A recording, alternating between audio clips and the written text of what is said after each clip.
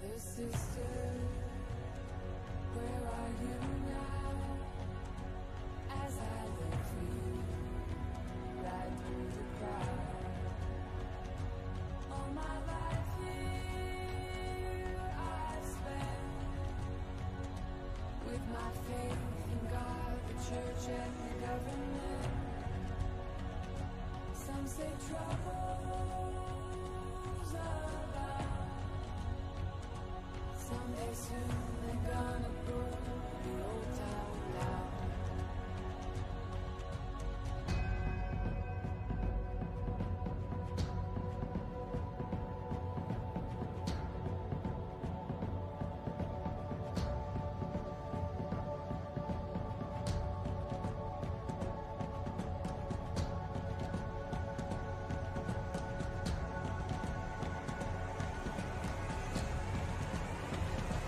Come back, people. You've been gone a while, and the war is raging through the Emerald Isle. The streets are empty. Streets are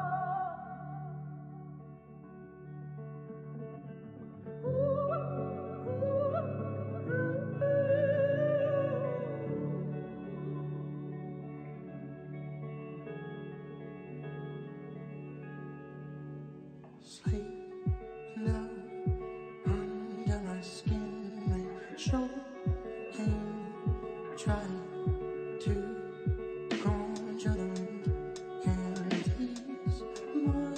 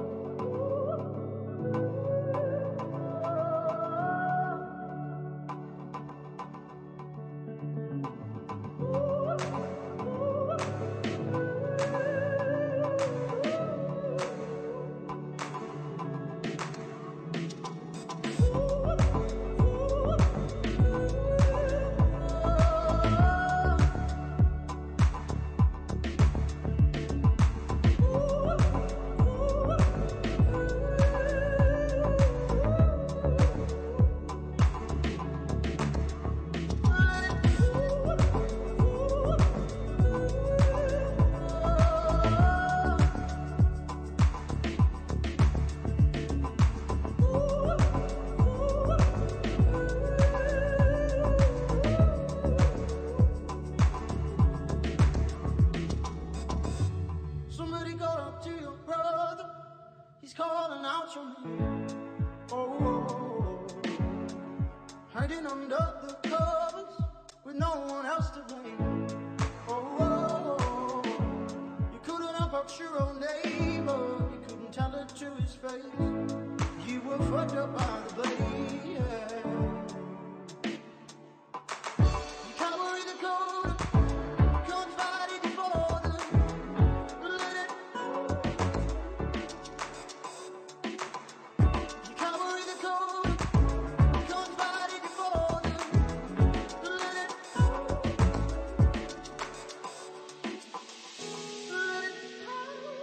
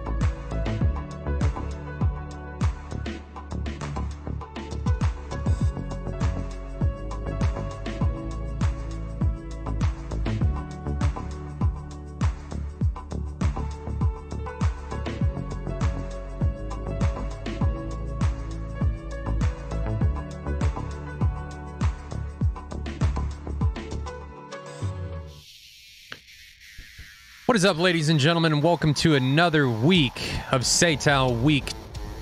What week is it? I don't even know what week it is. I think we're 32? 32 playoffs week 2. Thank you. Playoffs week Thank 2, you, Billy. week 34. But guys, this is exciting shit. It just keeps getting better. And hopefully continues to get better. After last week's matchup, we had the two matches of RvE versus Chinese Festival, and then the second match was 36th versus 104th. But man, that RvE versus Chinese Festival, that match was nuts. It was unbelievable, the shit that went down during that matchup. That was definitely one of the more intense and entertaining matchups I think we've seen all year here, for that matter, but I think that's to be expected in the playoffs. However, I think we're going to see more of that today. The stakes are a little bit higher this week. We got some guys who've already got a little bit of playoff experience in pushing into week 2 here. I think they're going to bring the fireworks. There's no doubt about it. I agree, and I'm anxious to see what exactly RvE does coming into this matchup, because they're playing against inSky. inSky is also a Chinese team, and from what I understand, they both practice together. So I'm assuming that we're going to see very similar tactics coming from what Chinese Festival brought to the table in comparison to what inSky is going to bring to the table this week. So will RvE change things up, or are they going to go with what they deem tried and true to make this happen for them?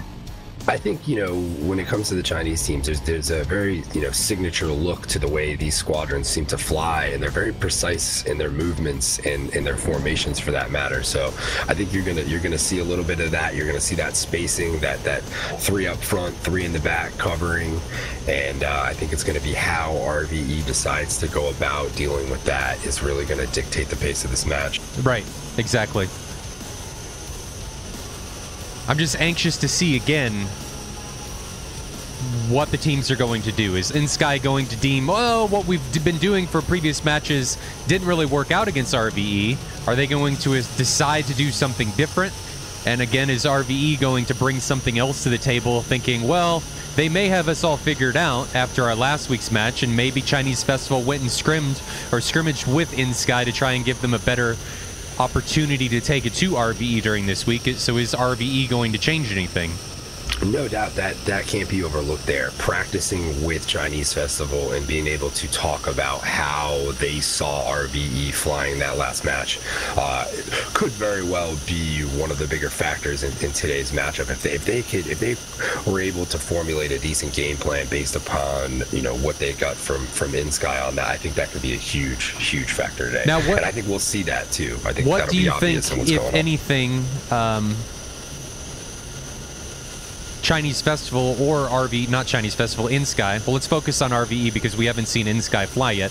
What do you think they need to change to make this matchup better for them going into this round, this matchup against inSky? What do you think they need to improve on?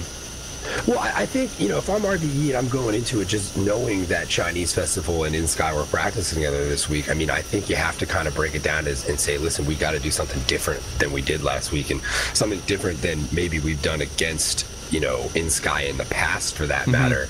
inSky is pretty good. They've been able to snuff out a lot of the different tactics they've seen against them throughout the year, if my memory serves me correctly. But I think that's going to be a big factor. Is RvE hopefully came together with a game plan this week that is going to be a new look for inSky and is going to cause them to really have to retool or rethink what they have going on. Or at the end of the day, I think what we're going to see out of inSky regardless is them run their traditional pattern. But how that practicing with Chinese Festival factors in will be interesting to see. Sorry, guys, I was just fixing some stuff with one of my with my stream deck, so I can turn webcams on and off. Oh, I'm anxious. I'm really anxious to see how this goes. So if we check to see what everybody's flying, this is both teams. It's almost entirely F-15s. And it actually looks like... Are we short one? RvE is short one pilot. Ooh. So they do not seem to be waiting either. So it looks as if they are going to be proceeding with 5. From what I heard from Microvax, it sounded like Crips was stuck in traffic. Now, we'll have to see if this puts them at a big enough disadvantage to cause serious problems going into this. But both teams taking almost entirely F-15s. The only flanker that's being brought out is, I think that was Tito. Yeah, Tito is in a Su-27, and that's it. Everybody else is in Eagles. So, now, do you find it Sky that, excuse me, do you find it strange that inSky only pretty much exclusively employs F-15s? Because if I remember in the past, they flew strictly F-15s the last time I called their match. Yeah. I don't find it strange. I think they're just flying what they deem to be the best air-to-air platform given what is available during SATAL, during this league, and now into the year tournament. So I think they're just using what they deem as a team to be the most effective going forward to try and eke out wins or take wins in whoever the prospective opponent is. Indeed. And I think they, to my knowledge, they do pretty well with that F-15. So it's going to be interesting to see, pretty much like you were just pointing out, purely F-15 versus F-15 today. And I think we got to keep an eye on that one flanker and see how he's able to maybe, hold his own in some situations here. Well, the question that I have is, will that flanker's data link, pose any type of advantage for RvE bringing that picture into the fight? Because if you don't have that picture, yeah, the GCI on your team has a picture, but if you don't have it on the field, is that going to play any type of pivotal role in how this match, what the outcome of this match turns out to be? So will Tito being able to see that have some type of weight in how RvE does? With them being down a man, you can probably also, make the point there's probably no GCI, and taking that 27 may be their way of kind of compensating for that by having that 27 there.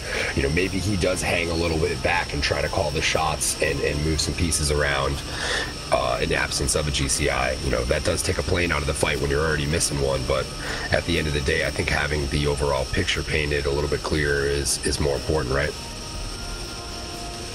Yeah, I would think so. But is it enough of an advantage to be able to swing the matchup, having that singleton flanker, or do the advantages that the F-15s bring with, their faster acceleration over the flanker when armed, their longer ability to stay on station with fuel, with their bags, and their active missiles, does that outweigh what the flanker is bringing to the table? Indeed. And I think we're going to have a better idea of that here in about 20 to 35 minutes, correct? Yeah, I would think that's going to be about the time before this round ends. And honestly, I don't know what way this is going to go. Both of these teams, I think, are very evenly balanced. I mean, we saw how close the match was last time. Yes, RvE took it in by a definitive margin in the third round, but I chalk that one up a lot to them staying high with altitude and being able to look down. They had a much better sort late game during round 3, and that's why they won that. So if that doesn't happen, or both teams stay high, I think they're very evenly matched on both sides, both equipment-wise, tactics-wise, and skill-wise. I think both of these teams it's a 50-50 in my opinion on who's going to come out on top. Well, I think we still have to point out here that RvE is down a guy. I think that could be, we all know what happens once you lose that first man.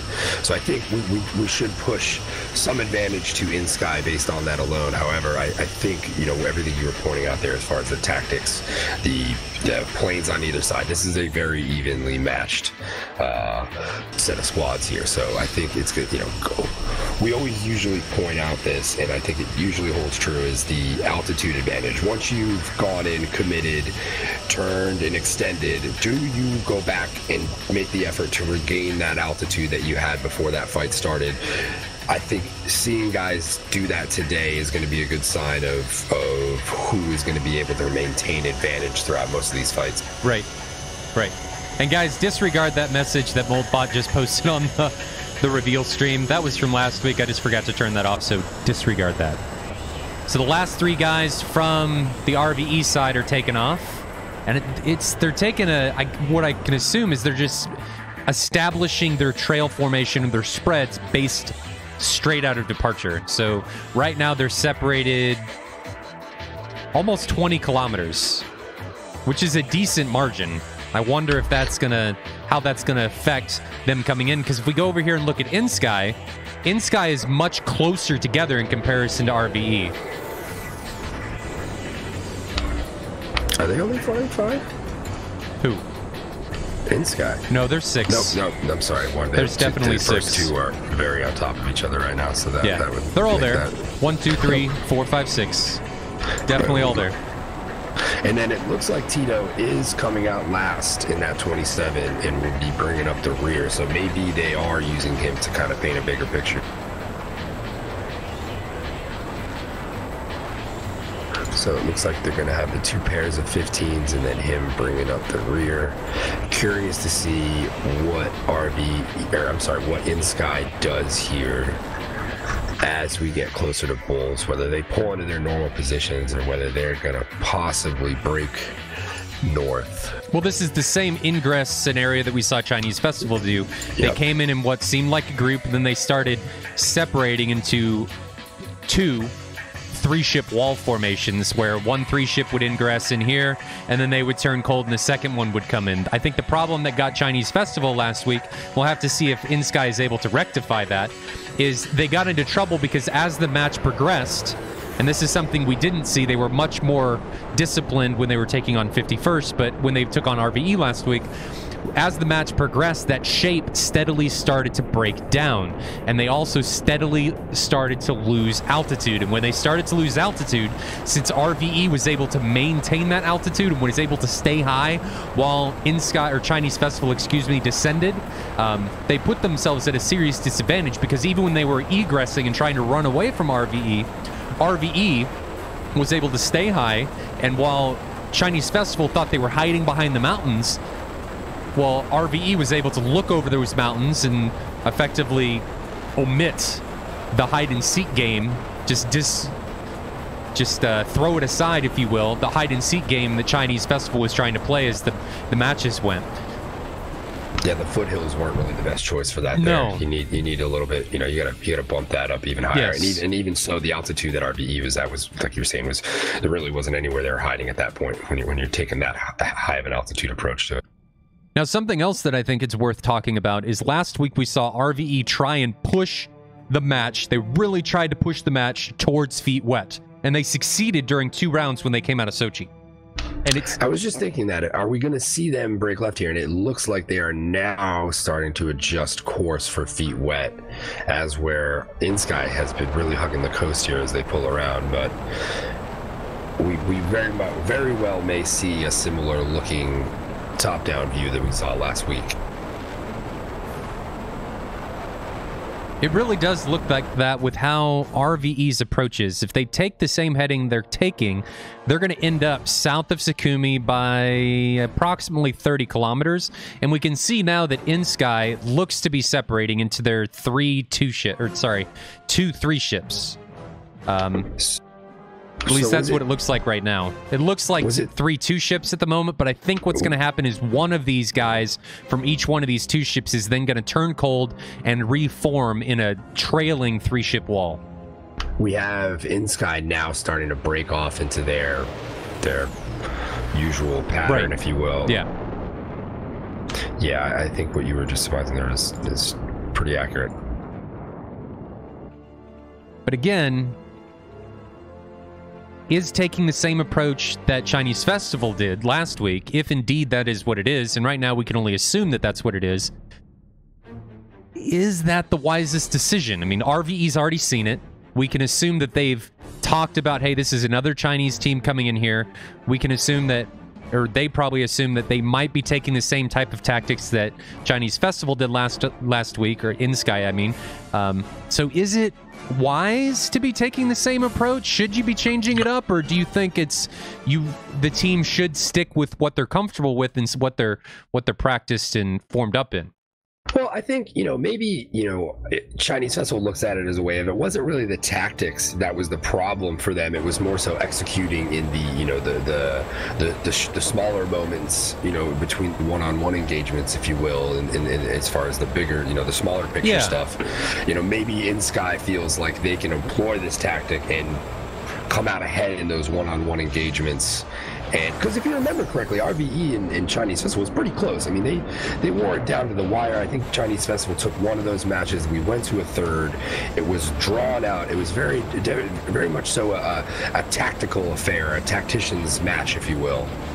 So I think maybe inSky might feel, hey, we can do this just a little bit better than Chinese Festival did. Well, and you bring up a good point that when you were talking about those close-in engagements, that what it seemed like happened to Chinese Festival last week was they pressed in, and then instead of pressing together and having that mutual support that you would have, and it indeed does look like they're breaking up into three ship walls, they committed as singletons. And when they committed as singletons, they were then ganged up on by usually more than one RvE pilot. And even when it was a singleton RvE pilot, the RvE team member was at a significant advantage due to his positioning and his altitude, because Chinese Festival had sacrificed so much of their altitude in trying to defend and draw the game out, and then they never regained that altitude to really take it to the RvE side. So I think if inSky is able to, if they do take the same approach as what Chinese Festival did,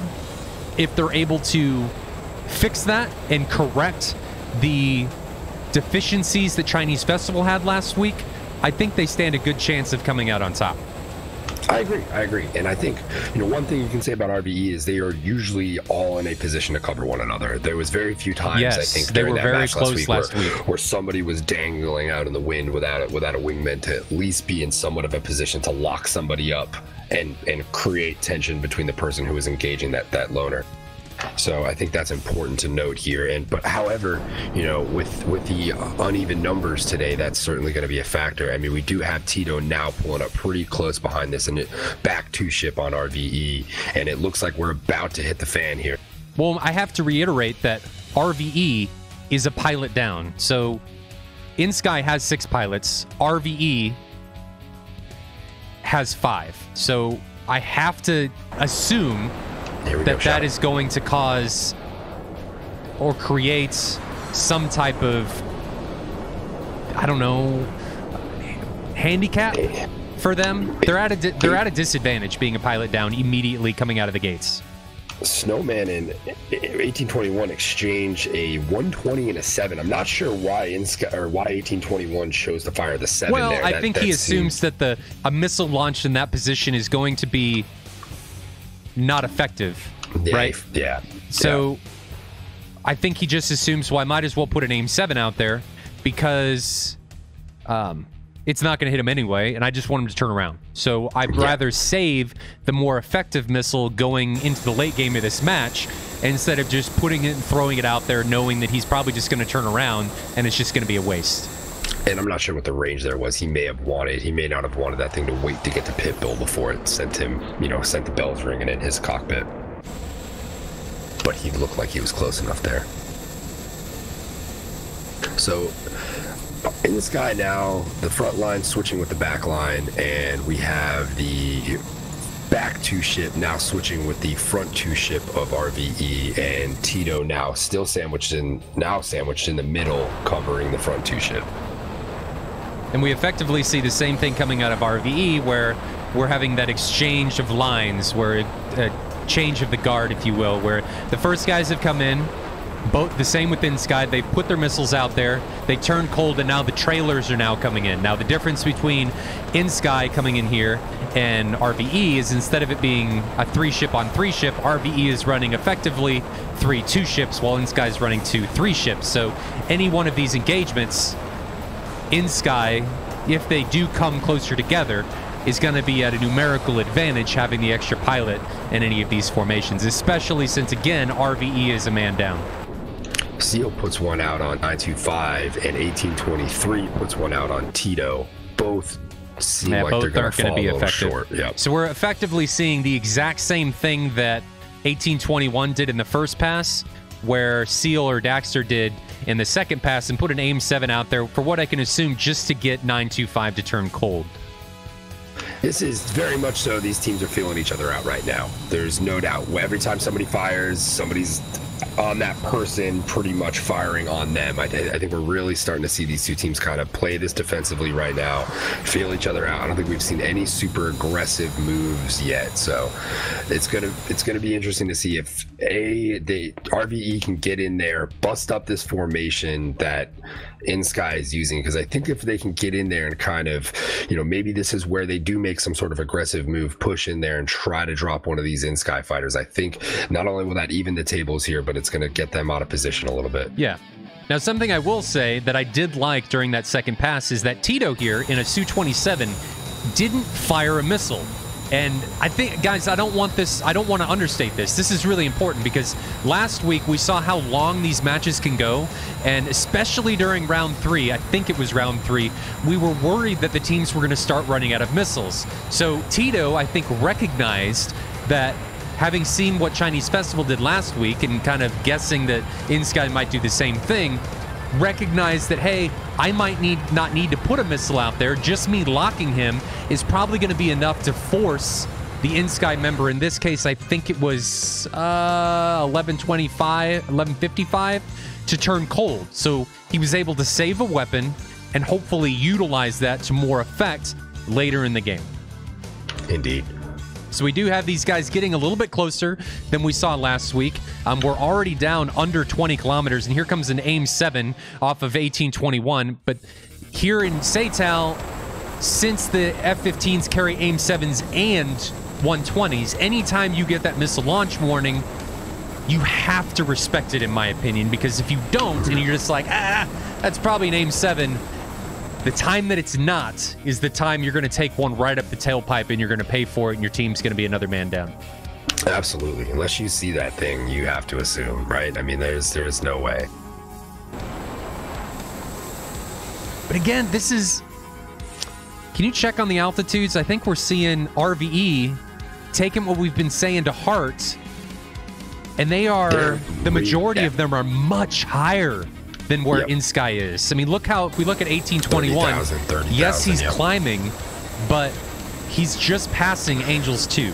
1823 is pushing in hot at Angels 2-1, and then you got basically all 3 hot fighters for RvE at around 30, between 28 and 30. And here we have the 16,000 pushing back hot, 22,000. I mean, they are climbing at this point. I'll give him that, but they are. You but really there's want to still get an altitude discrepancy, especially like if we use 925 as an example. Here he is recommitting. You can see he's a decent altitude. He's at 5,000 meters, which isn't bad. He's 18,000 feet or so. But if we go over here and look at the RvE side with where they are, and we can use Daxter as an example, he's at almost 10,000 meters. So while that you could be at a disadvantage, if you get jumped at 10,000 meters, he does have a wingman. So if he does get jumped, he's in an okay situation. But let's say 925 didn't know Daxter was there. Well, if Daxter gets close enough, 925 is effectively dead. Because if Daxter dives on him, the amount of energy that Daxter is able to put into that weapon is going to be immensely greater by a magnitude in comparison to what 925 is going to be able to do. On top of that, the ability of Daxter to be able to transfer his altitude into energy, and the availability of options that Daxter is going to have to both A, be defensive, and B, take the fight to him, whether that be a split ass or cranks or whatever. You just have more tactics and abilities at your disposal if you maintain that altitude, which is something that we stress this a lot, guys, and you guys are probably kind of sick of us saying this, but it's hugely important.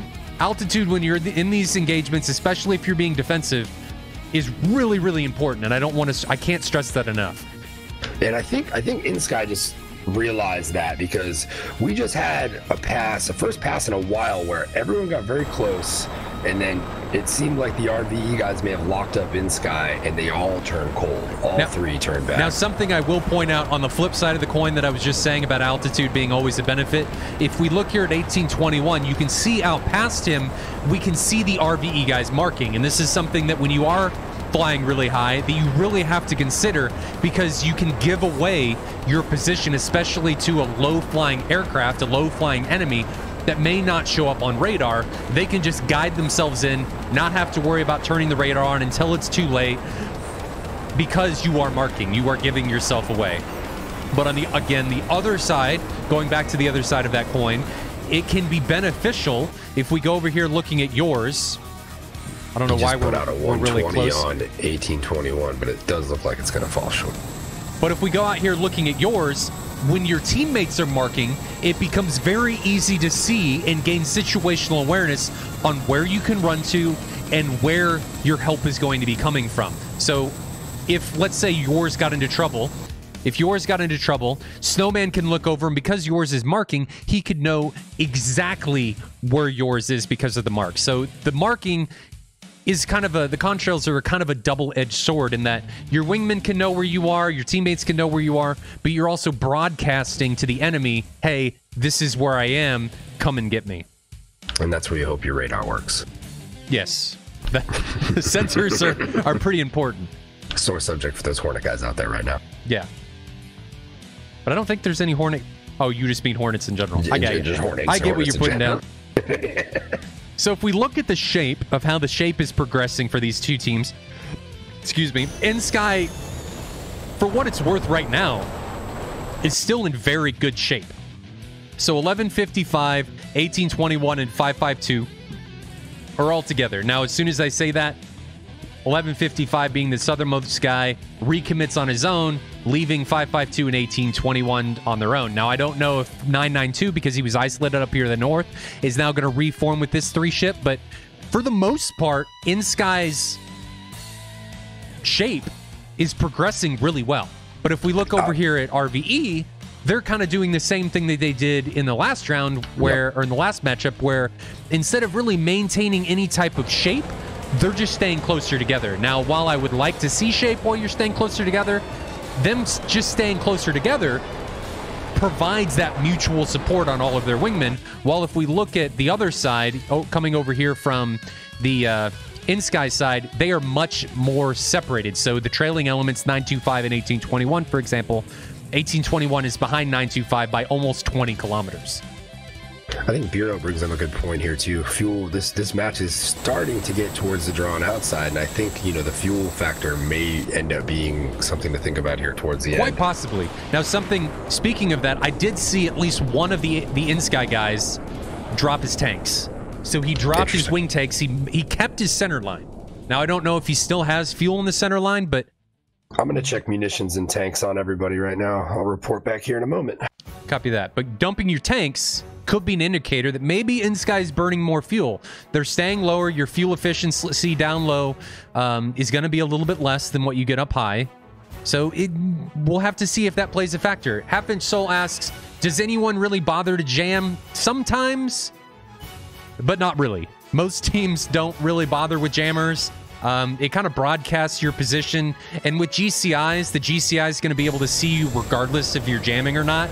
So you're kind of, especially when the flankers, now the F-15s can take jammers just in their aircraft regardless. They don't have to take slots. But like with Tito with the Su-27, you'd have to waste your far-out missile pylons to take those jammers. And honestly, in a match like this, I'd rather have the missiles than take the jammers. Lots of tanks, lots of missiles still. We are definitely still out from the action here. Something to say here is we've got 1155 and 1821. Really, the entire inSky team here is committing. And everyone, all three of the lead guys, 1155, 1821, and 992, are all very low. Or are they low? Or am I making shit up? No, they're not. So 1821 and 992 are 4,000, 5,000 meters now descending. I was just looking at 1155, who is very low. He's in the weeds now over the whole time. Over I've the been water. Watching him low almost this whole match. He's been under 10. Right. But so another thing, since we're talking about altitude again, here to consider is when 1821 or 1155 put this Fox 3, this 120B out there, that missile has to climb to get to where Snowman's at or where yours is at, and they're very high. So while it's climbing, it's wasting energy trying to get to where its target is. So we look at 992, he foxed from 4,000 meters. Snowman was at 7,000 meters, so it's having to climb to get to him. But if we look at Snowman now, he was able to effectively dump a little bit of altitude to gain some of that speed. And though 992 was inside 10 kilometers, there's no way that that missile was going to be able to catch him. You just wasted too much energy trying to climb that hill. Yep. It's just not going to do it. Yep. And you need that. You need that energy. That missile needs that energy for maneuvering as it gets close. When he really starts to try to make it work for it, as it gets there, and it just doesn't have the energy. All he has to do is brake left or right, and that thing's toast. So I'm continuing to see RvE take a very defensive posture while staying close together. And I like to see that. They're not separating really like they did in the first rounds. We talked about this in the last matchup. They were able to stay closer together instead of having the fight kind of break up into two pseudo smaller fights. I like that they're staying compact. And the other thing that I have to reiterate is they only have 5 pilots, while inSky has 6. So if they're able to take the first kill here, I think that's going to be monumental in being able to propel them past inSky in this round 1. However, if inSky is able to take the first kill, I think RvE is going to be at an insurmountable task in being able to come back, being 2 pilots down if inSky indeed does take the first kill. So, yeah, that's a solid point. If they do go down by 1 more here, it's going to be very difficult to try to get into this formation that inSky seems to be holding so well. And again, it's just, if we look at yours in 115 here, it's just a missile coming off, and both teams are just kind of doing this dance where I think I got you, no, I don't. There's a missile in the air, and I'm just going to turn cold, and that's exactly what 1155 did. And if we look over here at Snowman coming in on 992, we see the same thing. So we're inside 14 kilometers.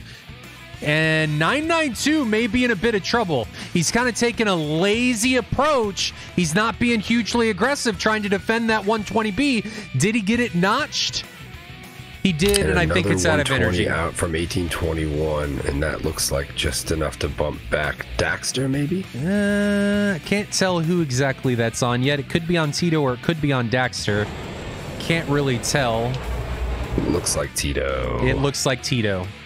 So not a whole lot's really been going on yet. It's been really...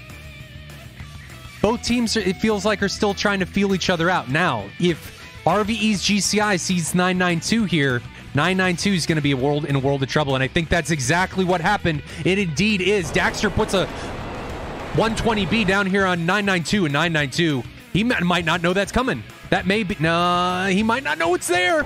I think he's in trouble, because that missile launch could have come above his RWR zone. He's low. And I don't know, is that missile going to hit him? It just went over. I think he notched it at the very last second. But Daxter, he's in a very advantageous position, and 992 is in a world of trouble. He's isolated himself from the rest of his inSky teammates, and he is now being pounced upon by 2 RvE guys in much, much better positions. So yours immediately recognizes that he's been foxed on, immediately split S's and turns cold. Oh, Daxter, what are you doing? Why are you turning away? Oh, because you've got Snowman bearing down on the opposition here. Now, but does Snowman, he's above him, does Snowman see 992 flying that low? I don't think he does. They got lucky. Seal put out a shot that backed off 2 inSky fighters that were coming in to help 992. 992's in the lion's den right now, though. I don't know how he makes it out of this. But 1821 may eat this ET that's coming in here. He's not flaring. He's still engaged. Man! That is the first casualty of the day, and just another 27. Oh, and that ER, is that going to get him? No, just missed. I don't think that was actually meant for 1823. It might have been, but 992, man, he's in, like you said, he's in deep. He's in the lion's den, and he's got yours bearing down on his 6, and now Daxter's trying to defend this 120 as it comes up behind him. Is he going to be able to notch that? He's defending it. I think he got away from it. Trying to get the kill. 992 is, and 992 gets taken down. So while 992 was able to take down Daxter, he took one in exchange. So they effectively traded. Now you've got Seal merged with 1823, and I think this altitude, no, Seal does see 1823, and Seal is now diving like a bird of prey coming down on the top, and 1823's in. I think he's done. I think this is all she wrote. Yep. And there it is. And ladies and gentlemen, that is altitude advantage at its finest. And did we lose somebody else? We lost somebody else. I don't know who it was, but it is now 4v2. We lost an inSky crashed as well. Wow, that turned the that tables was really man. quick. So, like you said, once shit hit the fan, shit really hit the fan for inSky. They lost 4 pilots in seconds. In less than 30 seconds, seemingly. And now we've got a sneaky AIM-9 coming from high up on 115. Does he see? Yeah, he sees that. And that missile's not going to have nearly enough energy by the time it gets to him. And yours is going to have to defend after 925's 120B coming on him. Is he going to be able to get away from that? I think he's going to have the energy to get away. He's defending. Are you bleeding enough? Too much energy? No, you're able to get away from that. But 925's committing in here deep. And he's got multiple guys bearing down on him. But that 120, is that on Seal? Seal's able to notch that at the last second. And 925 goes down. So 1155 is the last man remaining. And he gets that what I can assume is a 120B out there. We can see it guiding in up there. I think it's going to take one of the RvE guys down. No. Ooh. Wow. Oh, man. And Tito is the only one left. Or is somebody still up? No, Tito's the only one left. What happened there at the end? I must have missed 120Bs coming in there on multiple people. Yeah, we're going to need to break the tack view down. Yeah, on that we are. One because that was to see that inSky almost actually had a chance at winning this match in the final seconds of it is astonishing. That was wow, what a fast-paced minute and a half I think we just had there to end it. Yeah, what a fast-paced couple minutes we had there. But RvE, massive credit to them. And guys, I do not want to understate how much of a disadvantage being one pilot down is. Massive kudos to them being able to come out on top, being a pilot down. Yeah, that was impressive there. They played very defensively, didn't, I think both teams really didn't make any. Oh, we do have moves. somebody up. Oh, they're still fighting. Guy is up, missing a wing. He is not looking pretty right now, but he is still flying. Not. Yeah, but Tito's pulling around. Tito has more than enough 73s to be able to send him to his grave. And we can see that I don't even think he's able to deploy countermeasures, and that's all she wrote. He breaks up.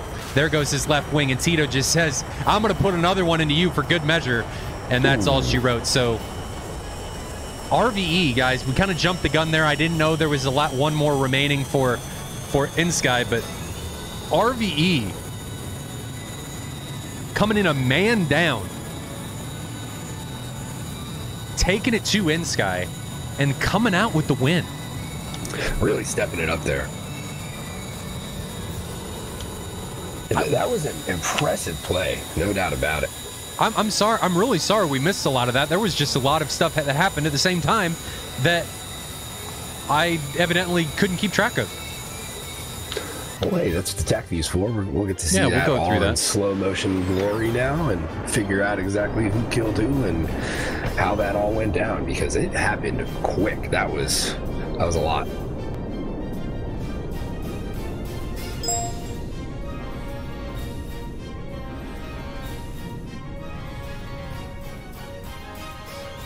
But man, and the chat points out the SU-27 it's the only one remaining. It's the only one left after that. So. It did play a role.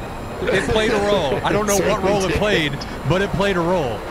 But yes, chat, you're right. What do we have? Sanaki, or is it Katasi as the first winning? Yeah, Katasi as the first winning airfield. Our idea of an airfield playing any type of role in who wins these is that was shot long ago.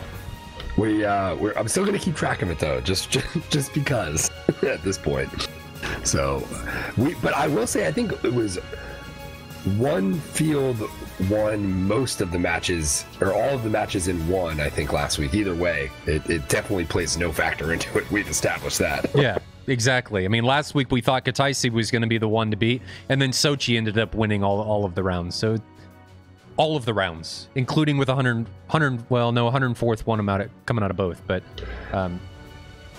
it was pivotal in the RvE Chinese Festival match where Sochi won both of them during their matchup. So, but chat, again, to your point, the Su-27, with us discussing if it had any role, is the only plane remaining, which is kind of funny. It's certainly interesting. I think Tito seemed to be the one kind of laying in the weeds, kind of covering a lot of what was going on between those two flights. Yeah. So that does kind of make sense to a degree. He wasn't as aggressive as everybody else. Correct. That's a good point.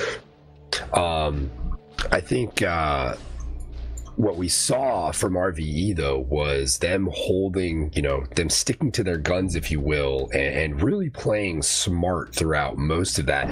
And to beat a dead horse here again, I'll point to the altitude. RvE altitude management was better than altitude. It definitely was better. But on the other side of it, just keep flipping back and forth here.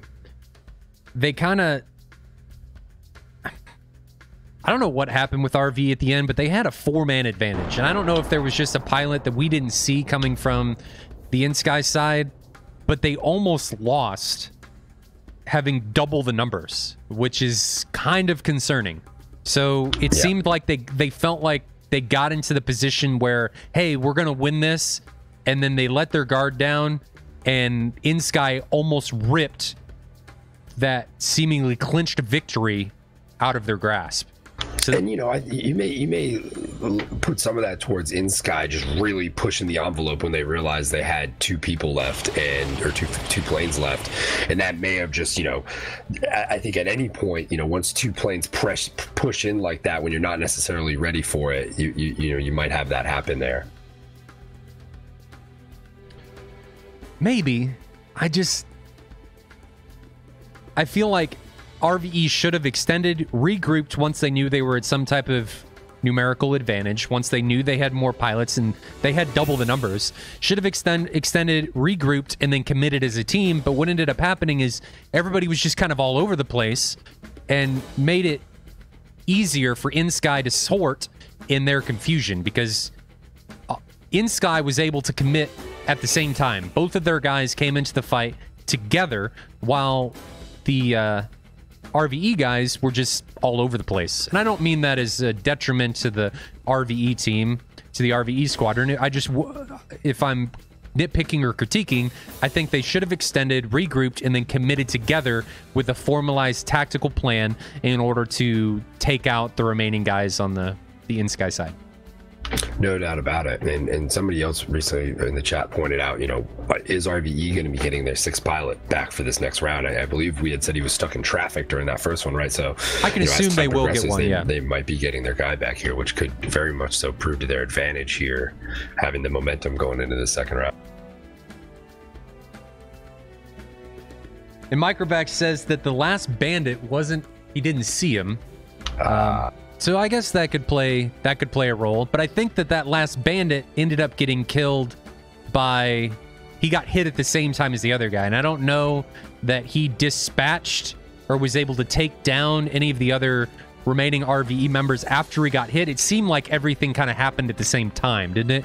It didn't seem like the guy that got hit, I don't remember who it was able to take down really any of the RvE pilots after he was hit. I think it was just kind of a discrepancy that had to be mopped up or fixed, and Tito took care of that with a couple R-73s. So, Microvax, while you're here, if you are here, are you guys going to have 6 pilots for the next round?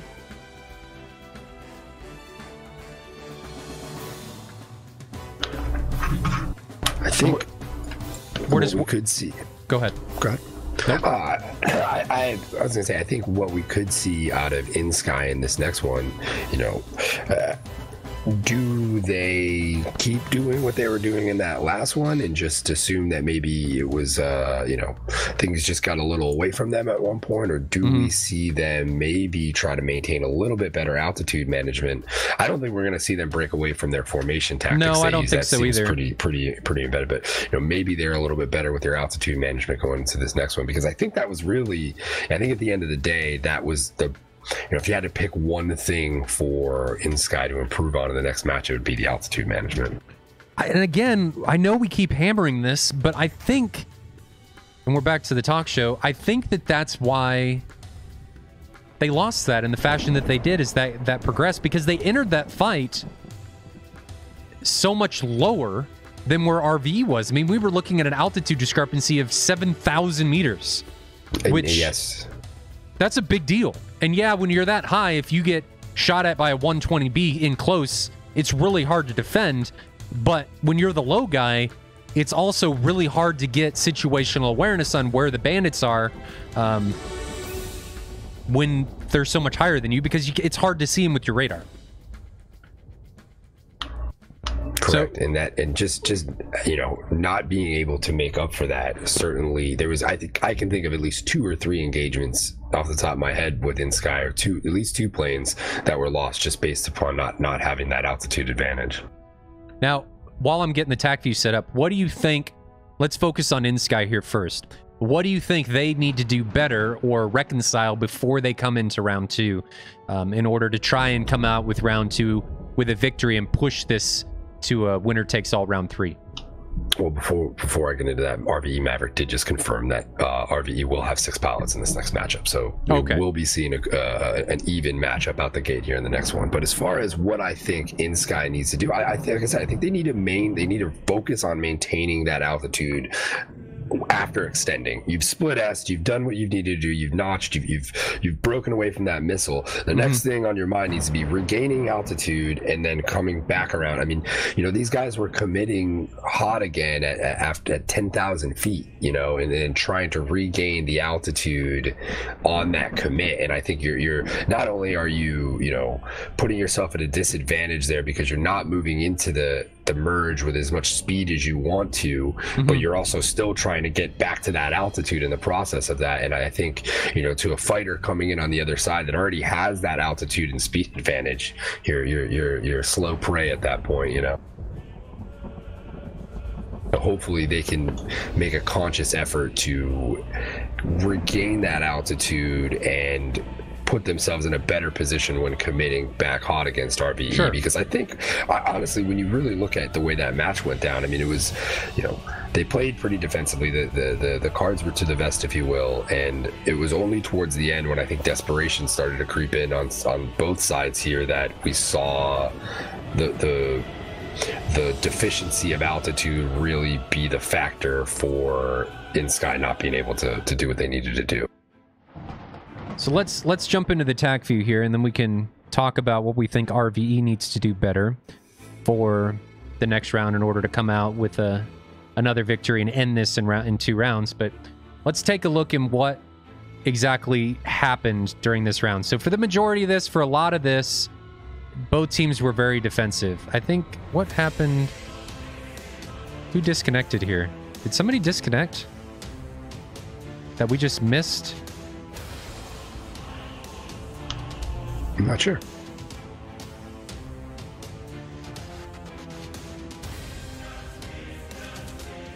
Sorry, I'm trying to figure out who disconnected. 552. Or did he get hit by something? No, 552 just disconnected.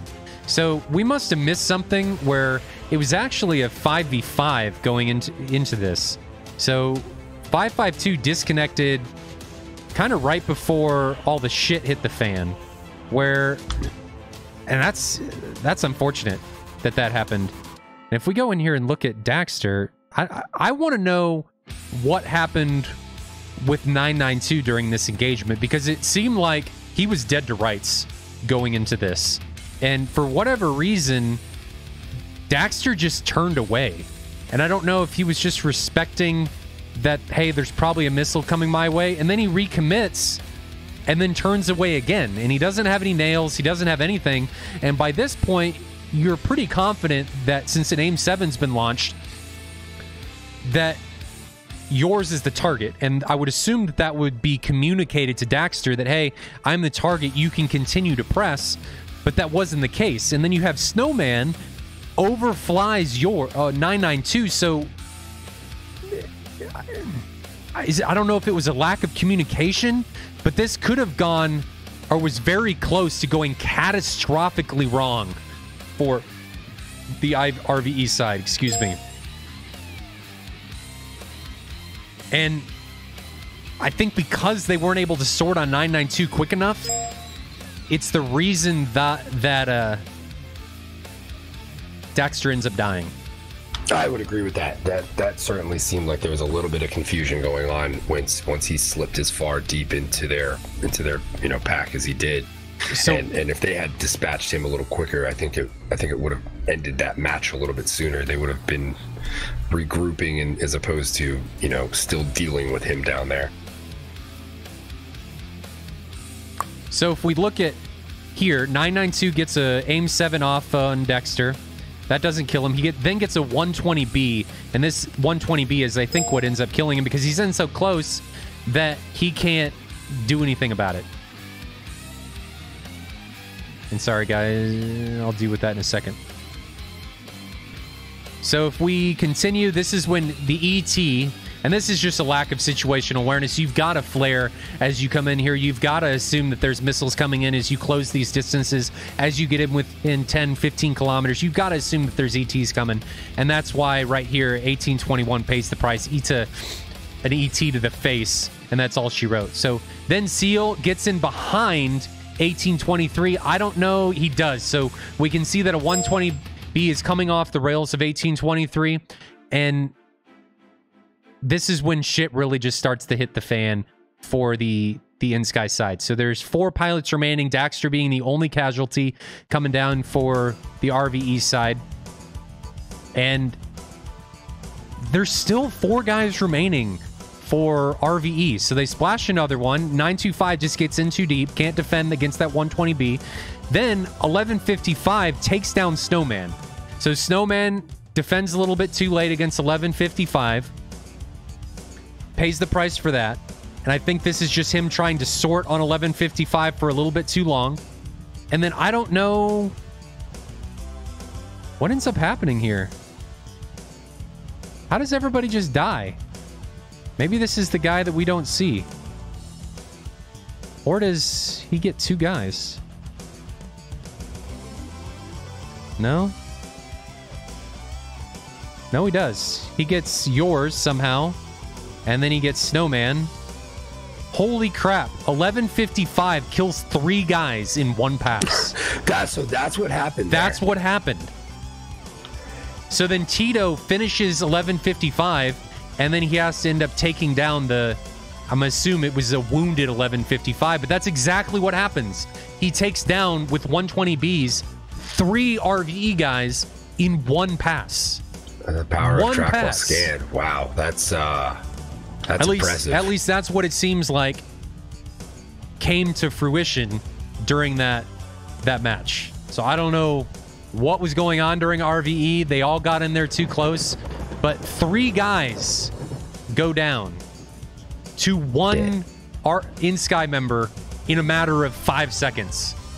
Yeah, he forced that turn there tight to be able to put himself in a position to get that shot off. But by doing that, he put himself in too tight on, I'm not sure who it was that ended up hitting him with that first shot, but he traded 3 for 1 almost there, and it almost paid off for him. That was incredibly impressive.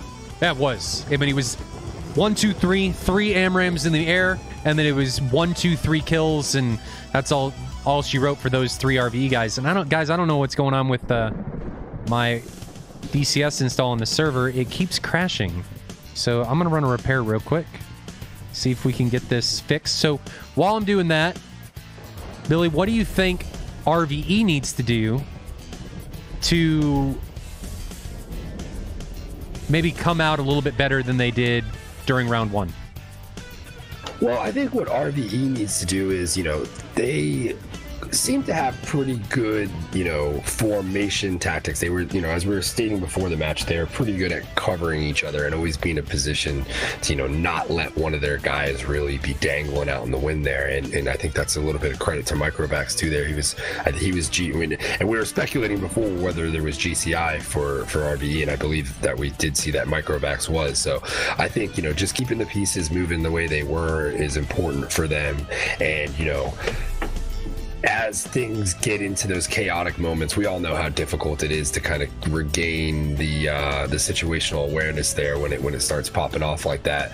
But I think as you pointed out there, once they got down to those 2 fighters left to maybe extend a little bit, regroup, and formulate a plan to take those 2 out. But I think as we saw there, that might have been the case, but 1155 didn't really give him the opportunity to do so there with that maneuver he pulled. But I think, it's going to really depend on RvE, being heads up, doing what they've been doing as far as holding on to that altitude and playing their game, if you will. Having that extra fighter is really going to, I think, make a big difference for them in how they start this match in comparison to the last one. I don't think you'll see them as defensive, maybe, especially with a game in hand going into the second round. They're at match point here. They can take this whole thing if they come out and play their cards right here. I'm still running into issues with the server. It wants to crash every time I try to load the mission. That's no bueno. I'm not entirely sure why it's doing that. So what do you think, while I'm trying to rectify the server problems as we go forward, what do you think inSky did well in that match? Well, I think, as they normally do, they fly their formation well. They run that front line and that back line, and they seem to do a very good job of keeping that up and together as long as possible, and really making teams deal with it in the way it's designed. Especially RvE being down a man in that last one, I think they struggled to really do anything to counter that, just based upon the way that plays out with that formation. But I think having the equal numbers now is gonna make it all that much more important that inSky does hold that formation and play their game as well as they possibly can. I mean, I think we saw there that, regardless of breakdown in tactics, each one of these teams has the ability to kind of just take this thing at any given moment in it. Okay, so server's back up. Cool. Fire up my game here. So what do you think now, while we're waiting for my game to load, what do you think the RvE did well during that? In my opinion, them staying close, maintaining their altitude, I've been beating a dead horse with that information, but to me, them doing that is what brought them out on top. And it's them being able to change their game, like Microvax said last week when we talked to them. They've completely revamped through training how they went into these fights, and them doing that, and seemingly them doing that the correct way, it would seem, because they're coming out victorious against 2 very good squads. Now we're going to have to see whether they're able to continue that and take them in the inSky in round 2. But to me, what they've done well is maintain their altitude and sticking together. I would agree with that. And they're, they keep those 2 ships very tight, and they seem to do a very good job of staying with one another and making sure each one is covered fairly well throughout the entire match. And that's going to be very crucial here. But I'd like to see them find a way to get in and really disrupt this formation that inSky runs. But then again, I think that, that's what they welcome. That formation welcomes you to try to get in there and break it up because of the way it's spaced out. And that may not be the smartest move for them. However, I'd like to see them do something at least to try to get inSky off their game, because I feel like that's, for a quick decisive victory, getting inSky to do something they don't want to do is your best bet, I think. Now, I'm going to play devil's advocate to what I just said earlier. Them being close together and not maintaining any type of shape, to me, is what allowed the last remaining inSky member to get those 3 kills in one pass. because they were all hot, they were all very close together, and because that TWS Trackwell Scan has that multi-sort, multi-fire capability with those 120s, that I think played into their downfall. It made it very easy for one plane to engage multiple RvE members very easily and very effectively. And I think if they would have been a little bit more spread out and actually try and maintain that shape, I think they would have come out of that in a much better position with more players, more pilots remaining alive than taking AMRAAMs up the ass and flying into the drink. I would tend to agree with that. I think, having a little bit more structure to that whole thing is going to be beneficial to them, just based upon what you're saying there. You want to be able to put yourself in a position to cover one another, but then again, you don't want to fall into that trap as you're laying out there where it doesn't require a whole lot for someone to spin around and rip three, and then all three fighters who might be in a position to help out one of the other fighters are now extending defensive and running effectively. Right. And again, this is, I spoke about this earlier, one of the negatives of being at altitude when you're coming into these engagements, especially when it's close, is it's very hard when you're in close to defend. It is very hard to be able to get away from that missile, because if you're above the opponent, it's very difficult to notch. You really want to be below the opponent and slow. So if you're high and fast, it's very hard to defend a missile in a notch. So when you're in close, if you can't speed up enough to get away from that missile and run it out of energy, you're effectively dead. So it is a double-edged sword. While you do want to enter an engagement high, you don't want to necessarily maintain that altitude all the way through the engagement. You want to enter high and then start to get low. So when you enter that merge, or when you're getting close to the merge, you want to be lower than your opponent, and preferably you want to be slow enough that your energy is manageable to the point that if you do need to get into a notch and get in, put the missile on your beam and get slow, really slow, under 500 kilometers an hour or whatever, you can do that quickly and effectively. And I think being close, like RvE was, and everybody being close together and everybody being high when they got into that engagement, when they were so close to the enemy, I think that it made it really easy, once inSky knew where they were, to kill multiple enemies at the same time.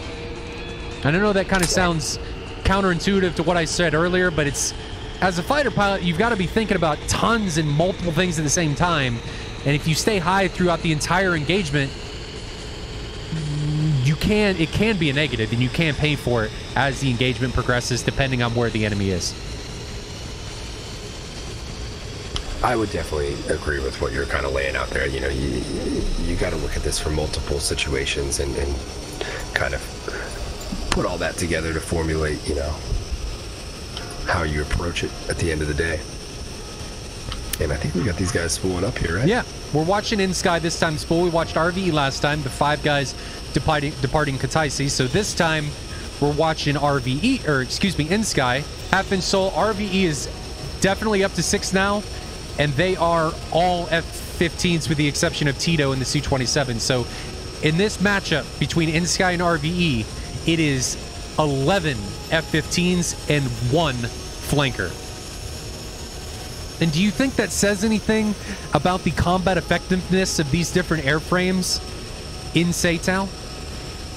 Well, I think when you get to the 27 and the 15, I think a lot of it at that point is personal preference, right? It's how each one of these guys likes to fight. And I think some of it may boil down to squadron tactics too. Maybe they want everybody flying a certain airframe to make it easier to do X or Y, maneuvers and similar stuff like that, just by based on the way the planes perform in the air.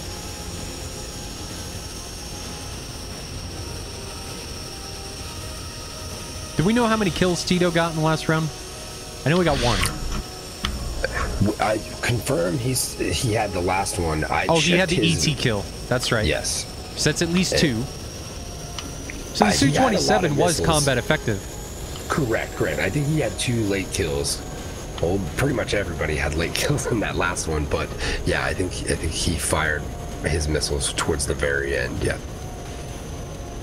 So real quick, while we're watching these guys taxi, thank our new followers. We've got Who do we have?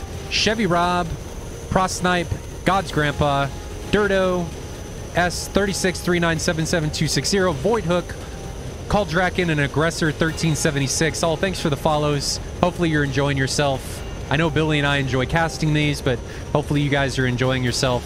If you guys haven't already, push the follow button just so you know when we're going live. We do this every Saturday. We're going to end this year on October 27th. That's when the finals and runners-up matches. We'll take a break, and then SATAL 2019 is going to come back next year, probably in February. But we're getting close to the end. Single elimination now that we're outside of the league. But I guess we'll also take some time to talk about and thank our sponsors. SATAL is really a first of its kind for DCS. Largest prize pool in DCS history. And we really couldn't do this without our sponsors making this possible. So we've got TACView donating 9 modules, 6 for the winners and 3 for the runners-up. Lot ATC for donating Lot ATC modules for all of the teams to allow real-world GCI and AWACS experiences for everybody, so we don't have to rely on the combined arms. Sky Knights and Buddy Fox for donating for giveaways. And, of course, Heat Blur for providing their generous contribution for the end of the year and coming on here and providing all of us with fantastic commentary on what's coming with their F14 modules. So look forward to what they're doing. Look forward to hopefully their Tomcat releasing on what I think is December 21st, because that's when the real Tomcat first flew, right? December 21st. So really looking forward to everything that they've got coming to the table, and looking forward to everything and working with them here going forward in the future. And Half Inch Soul, this is like a habitual habit for him going forward, gifts another sub to Aggressor 1326. Welcome to the party, man. Shout outs to Half Inch Soul, and kudos and welcome to Aggressor 1326. Welcome to the channel. So excellent. Yeah, Half Inch is really good with giving away those subs and bringing people into the SATAL family around here, and kind of helping people get exposed to the whole thing. He's definitely been an instrumental part of that, and also a lot of donations too from Half Inch. He's definitely one of our bigger guys in that department. He's our sugar daddy, if you will. Indeed. And I wanted to shout out to TACView. I've been using TACView so much lately, with the squadron and stuff. And you go do those sorties, and you see us, using TACView here and how cool it is to look at, what we're doing here. But I think, a lot of people may not realize how, you guys going on and flying on a server, or flying a mission and doing something like that, how much you will get out of going back and sitting there and looking at what you just did in TACView. There's a lot of opportunity to learn here for those of you guys who are trying to get better at DCS, or guys who are just picking it up. I mean, just going in and looking at what you did after the fact, I think is a very important. It's an amazing learning and teaching tool, it really for sure. Is. Just the ability of people to be able to recount what you did during a sortie is huge, in my opinion. And I don't know what's going on with inSky. We've got one guy remaining on the ramp, and it doesn't sound like his plane's on. Oh yeah, it is. Maybe he stalled it trying to shift into first. He's spooling. I don't know why maybe he was putting fuel in it. Sounds like he's spooling. Yeah, that might have had a little issue there. But I'll tell you what, I was incredibly impressed by what Heat Blur put out last week. That was just absolutely beautiful stuff. I mean, I really think when you look at just photorealistic simulation and photorealistic gaming period, I think there might be an achievement within that. I hope that thing, any awards that stuff might be up for, it's certainly worthy of winning, because I can't think of any objects that that have been created to that level of detail within, well, somebody's gonna find a rivet out of place, Billy. Somebody's gonna find a rivet and complain about it. Of course, guys. The Tomcat, I don't know, this isn't true. Tomcat only has 27 rivets in this location, and you've got 26, and this one's using the wrong type of screw head. It needs to be this. This is how the DCS community rolls. Exactly. Either way, though, I think that hopefully they get recognized for the work they put into that, aside from just the financial aspect of it, because I really think they achieved a new standard as far as photorealistic stuff goes with that. Well, you saw how they were getting notoriety and Yeah. recognition Kotaku, from Kotaku, and I think PC Gamer ran something. So they're bringing DCS into the limelight. We're being recognized, not we. Heatblur is bringing it into and making it visible to the rest of the community. And I think, you know, Wag's doing what he did with the Fighter Pilot podcast last week. You know, what Tricker's doing with his, 5 Alert podcast that he's doing. I think all of that stuff, what Jabbers is doing with his DCS videos and everything, all of this is making DCS more visible to the inward-looking outside community. And the more people we can get involved, and that's really what we're trying to do with Splash One Gaming, with SATAL, with all these events. You know, we're trying to provide a ecosystem, events, and everything for people the community to come together, to talk about DCS, to talk about fighter combat, and talk about how we fly as armchair aviators, and just make it a place where we can all enjoy ourselves as nerds and make our wives and significant others look at us in really weird ways with raised eyebrows and ask us, how much money was that? And how weird are you? And God, why did I marry you to begin with? And No doubt about it. And you know, you've been seeing a lot more people just on Twitch streaming in general lately. And I think that's very good for the community. I think the more people we get out here showcasing DCS, the higher we get that number on Twitch of people watching every night. I think that's better for the community. I think that grows what we have going on here. And I think, you know what, you know, ED is putting a lot of effort right now, I think, into producing this modern air combat. And I think that's really gonna, you know, as much as that's a pretty divisive thing amongst those of us already, you know, playing the game and whatnot, I think for those people out there that look at this as a little bit too big of a mountain to climb, you know, that's hopefully going to go away, and we're going to draw in a much larger player base. And I think that's going to mean good things for everyone across the board once that starts to happen. Absolutely. I think it's the bigger we can make the community, the better this sim will be. Agreed. You know, the things we all want to see will slowly start to happen the more this community grows. Just watching both these teams depart. Both teams taking very similar departures as they did in round one. inSky is very close together. If we look at RvE, they were in 3-2 ships. Veritech, I think Veritech is the guy that came up as their 6-man for RvE, I think. Crips, I guess, I thought he was stuck in traffic. Evidently, he's still stuck in traffic. Never heard an update from Microvax, but yeah.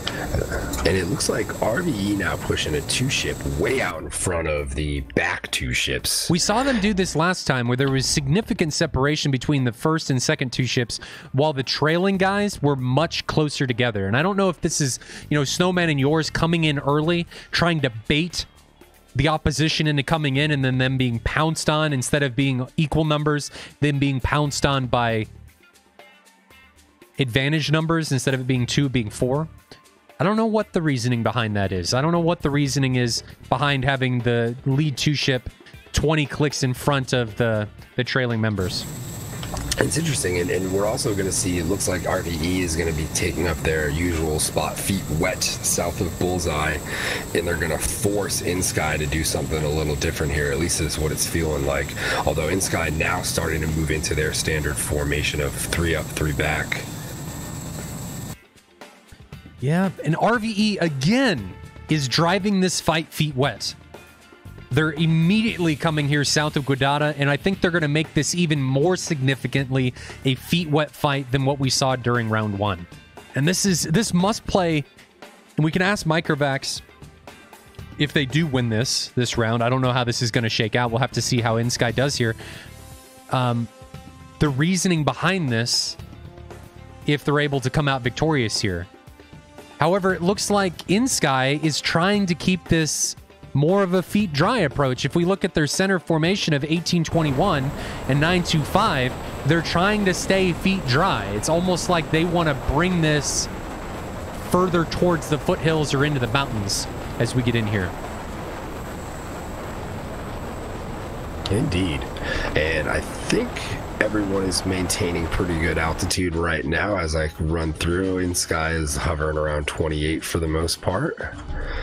Which I still, you know, if you're, I'd like to see them even push that a little bit higher here, although it doesn't look like RvE is much higher themselves right now, at the lead flight being 28, 24, 23. The initial isn't necessarily bad. You want to be high enough that you give your missile a decent advantage coming off the rail. But I think it's maintaining that altitude during your extends, during your ingresses, that really is pivotal as these matches unfold. We've seen that over the past several matches, that altitude is what is getting these guys their victories. Now, on a change of topic, we can see if we look at the inSky side that we've got 552. He was a little bit slow on his departure out of Kataisi. He is very behind. He is 50 kilometers behind the lead 2 ship. I'm assuming, though, they're just going to move him into that center back slot, and he, by the time that first salvo's over, he should be pulling up into position, although that may end up leaving somebody in a precarious position in this first little salvo here, which looks like we are getting closer to seeing, which my prediction is we're going to see some shots out and some turnarounds. And we're still decently separated. We're coming under 70 kilometers. And I think what you said is exactly right. It looks like 925 and 1823 are now extending, and 552 is going to reform in that trailing 3 ship. And to answer a couple questions, Street Sharkin asks if both sides have GCI. They do. They're using light ATC for GCI. We didn't like the combined arms GCI format because you can see missile launches, and we like the more realistic approach that light ATC from Dart provides. So there was another question. Somebody asks, how can they sign up for a guns only match? There's nothing like that for now. I think after the completion of SATAL, if you do Southern Jumper want to do a guns only styled event, I'm going to 51st and Splash One are going to be launching a guns only merge event coming around the holidays, so sometime around Christmas. You'll probably hear about it immediately or just a week or two after the completion of SATAL. So separation now is under 35 kilometers, and I don't know what 1821's doing. He's got a slow turn into the RvE side, but he's losing all of his altitude. He's descending. And separation now is down to under 30 kilometers, 120B off the rail from yours. He immediately goes into a defensive posture. And as soon as that missile comes off the rail, 1821 decides to book it out of there, and so do his cohorts of 1155 and 992. And it looks like RvE is going to push these two flights up now and bring these 2 back. The question is do they send 2 after 925 and 552, and do we let this other Daxter and Seal go after 1823 and 1155 to the south? I think it's just going to unfold much how round 1 did, where teams are just kind of feeling each other out. They're just kind of seeing how this whole thing goes, trying to hold on to their weapons, trying to hold on to their countermeasures, trying to hold on to their fuel. And that's something that's hard for us to tell now is, did fuel play a part in the last round? It very well might have. There's no doubt about it. They were up kind of circling for quite some time there too. Do we think that inSky decided to commit when they did because they were running out of fuel, and they thought, well, if we don't commit now, we're going to be in trouble as the fuels start to get lower? And this is all just kind of speculation. Don't take us at our word. This is just, Billy and I are just kind of haphazardly guessing at the fuel scenarios and what kind of role that played during round 1. Mostly 2 bags. Not a lot of 3 bags on any of the planes today, because even on inSky 11.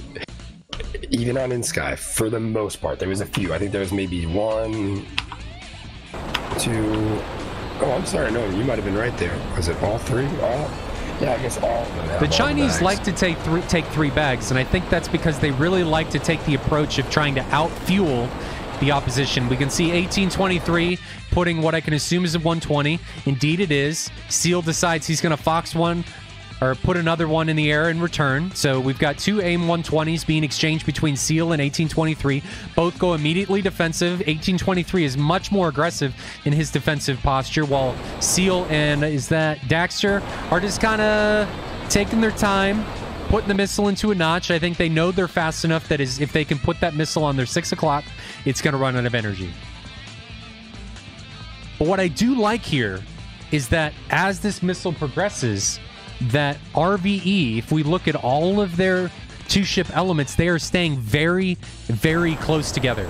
So their wingman is staying very close with their lead. And this is, if you guys have ever watched any of those Vietnam documentaries, like the one with the F-4s against the MiG-21s, this is exactly what you see the F-4s doing. Now, I can only assume that's what they did. I don't know. I wasn't flying during that time period, but RvE is taking a very literal approach, and the wingman staying with his lead. That's exactly what's going on. The wingman is staying in a fighting wing approach, staying with his lead, providing that cover, and now we're not seeing, hopefully continuing into the future, we're not going to see anyone isolated from the RvE side going into any of these engagements. I would certainly agree with that. And I think right now what we need to be looking at is the altitude and seeing now after a few passes how everybody is holding altitude. And it looks like RvE is doing a good job. Yes. And inSky is back on their, usual guys hot in 1821 hot ingressing at 17,000. Absolutely. Versus the Snowman and yours up around 28, 29. And we've got 1821 putting a AIM-7 out on Snowman. Now, Snowman doesn't know if that's an AIM-7 or a 120, so he's got to respect the missile warning, assuming it's Pitbull. But again, we're still seeing that moving downhill. It is, but 1821's already cold. He's got more than enough energy. He's over 1,100 kilometers an hour. He's going to outrun that missile, no problem. So, Graf in chat says, I think that SATAL will be much more fun only allowing R-27Rs and AIM-7s. And Graf, you may just get your wish for next year. we don't know. We haven't finalized the weapon loadouts, but that may just be the case, because we find that planes in opposition getting into these merges, it's much more fun than people just taking these 120s and ERs and putting them at each other from 25, 30 kilometers. Hawk, no giveaway today. The giveaway is probably going to take place during the runners-up match on October 27th. And there's going to be a lot of stuff. A lot of stuff. Boltbot felt the need to let you know what exactly is going to be, what, as far as giveaways, is coming your guys' way. So, several modules. We've got a Thrustmaster 16,000M to give away. We've got push-through detents for the Warthogs. F-14 modules, Sky Knight codes. There's all kinds of stuff coming. So we've got a lot of stuff coming for what's in the future. And again, we're just seeing both these teams still take very defensive postures as these go on. And it seems like what happened during round one, that once somebody lets the dog off the leash, everybody just starts dying at once. Yeah, I feel like we're going to see a very similar scenario to how we saw round one end here. These teams are going to dance for a little bit, and then somebody's going to slip, and it's going to get pretty crazy from there. But yeah, they do seem to dance for a while. And I'll go back to what I said about fuel. It's just like all of a sudden somebody flips a switch and there we go. And it's just everybody's in emerges, everybody's pushing in, nobody's really extending anymore. And I wonder why that is. I wish we could be in the cockpit with these guys. I think, and two, specifically, now that the playoffs are here, I think there's a little bit more on the line right now. Everyone's, we've seen a lot of defensive posture throughout most of the matches so far. And I think people are just, afraid to lose the matches more so as opposed to wanting to go out there and win it from the get-go. And I think, the team that takes that stance is going to have the better advantage. Now, something... I thought we were going to have something progressing here as 552 was staying cold, but he thought better of it, is now extending with his teammates 925 and 1823 to maintain that shape. So something I will say of inSky during this round is as this round progresses, they are doing much better with their shape than they did during round 1, which is very nice to see. And if we look over here on the RvE side, RvE is doing a pretty decent job of staying with their wingman, which is something that we started to see kind of dilute as the round went on during round 1. So both teams doing much better, staying in their provisional shapes in their own ways per team as the round progresses than they did in the previous round, which is, I think, is going to greatly increase their survivability as round 2 comes closer and closer to its completion.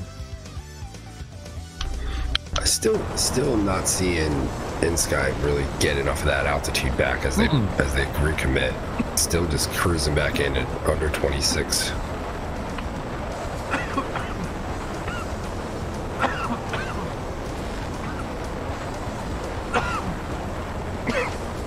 Wrong pipe. Sorry, guys. Sure that was great for everybody to hear. But that went down the wrong pipe. My body said that's not supposed to be there. Oh, glad the webcam wasn't on for that one. Yeah, there you go.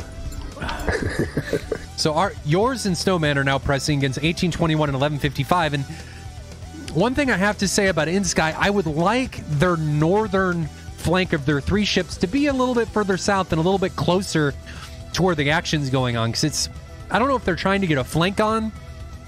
I don't know if they're trying to look for RvE to make a mistake and bring somebody in towards Sakumi, but it's almost like that northern part of this 3-ship element really isn't doing a whole lot. They're really starting to lose their shape they've been holding here. And yeah, it seems they like are. Maybe a few guys made their turns in a little bit different direction than they had been here, and they're starting to kind of sort that out now. I'd really like to see Snowman and yours try to commit here with Daxter and Seal moving in as close as they are. Although we need to get Veritek and Tito a little bit closer for that to really be effective. Yeah, I don't know why Veritek and Tito are so far to the north, and I really haven't seen them commit very far to the front, but maybe part of RvE's game plan is they're trying to keep them in reserve. So if somebody gets jumped, they can then run back to this 2-ship that's remaining back northwest of Sakumi back there. Because they are staying very high. They're above 9,000 meters, and they're not very fast, so it's almost like they're just kind of hanging out, waiting for something to happen, for the round to progress, and then they are effectively the guard dogs or the safe zone that people can run to if they get into trouble. Well, and I think that goes to what I was saying is nobody wants to lose this match. Everyone wants to not lose this match right now, but the team that wants to win it is going to be the team that I think ends up pulling this out. Someone's going to flip that switch here and go from not wanting to lose to wanting to win. And again, to reiterate, inSky just isn't quite... Well, they're doing better on altitude. They're just not quite as high. There's still a 2,000 meter altitude separation between these two teams, but it looks like we may be... Some stuff may be starting to go down as Seal and Daxter are really progressing. And this is what we were talking about a little bit earlier with the shape starting to dilute, where we're starting to see separation, some massive separation coming between the inSky flight elements, where now 1823 has seemingly isolated himself down here to the south. However, Daxter and Seal have decided, he's not isolated enough. We're just going to turn cold. He wasted a missile. Let's just draw this fight out a little bit longer. Plenty of missiles still left. Not a lot of shots out so far throughout this match, so... Can you give me a tally and see if anybody's running into any problems?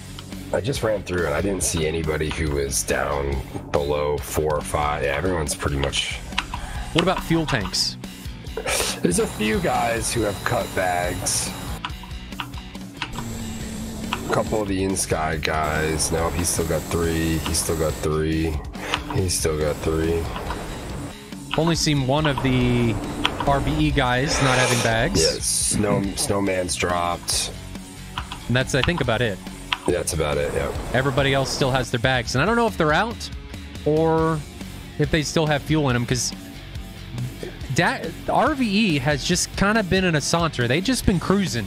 They haven't really been going a million miles an hour going into these engagements. So I'm wondering, and our inSky's kind of been doing the same thing. I'm wondering what their fuel states are.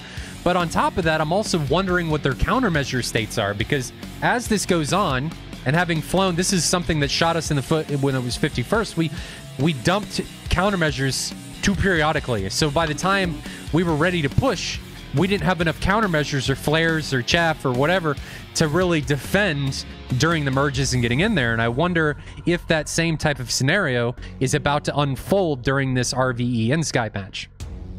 That's a strong possibility of that right now, because we've seen these little a couple shots here and there, and I'm sure these guys have had to use some countermeasures in the process of that. And you know, it's like you're saying there, it's incumbent upon these guys to not overuse those in those situations early on in the match to make sure once you do get into the thick stuff that you can defend yourself there. So 120B coming out from Snowman on 1823, but immediately 1821 just goes defensive. And as soon as he goes defensive, so does the rest of his 3-ship element. It's like one guy gets shot at, all right, everybody turn cold. Yeah. Which it seems like when since we're talking about spacing and shape, it seems like they fixed the issues they were having with shape. They're back into very decent shape. Everybody's equally spaced, and they're maintaining that shape very, very well. But on the flip side, if we look at RvE, they are also maintaining their shape very well. They don't have a traditional shape, if you will, but they're staying with their wingmen very well, and they're all still together. Basically, it seems like they're running some sort of grinder. Yeah, they're running the 2 and then the 4 in.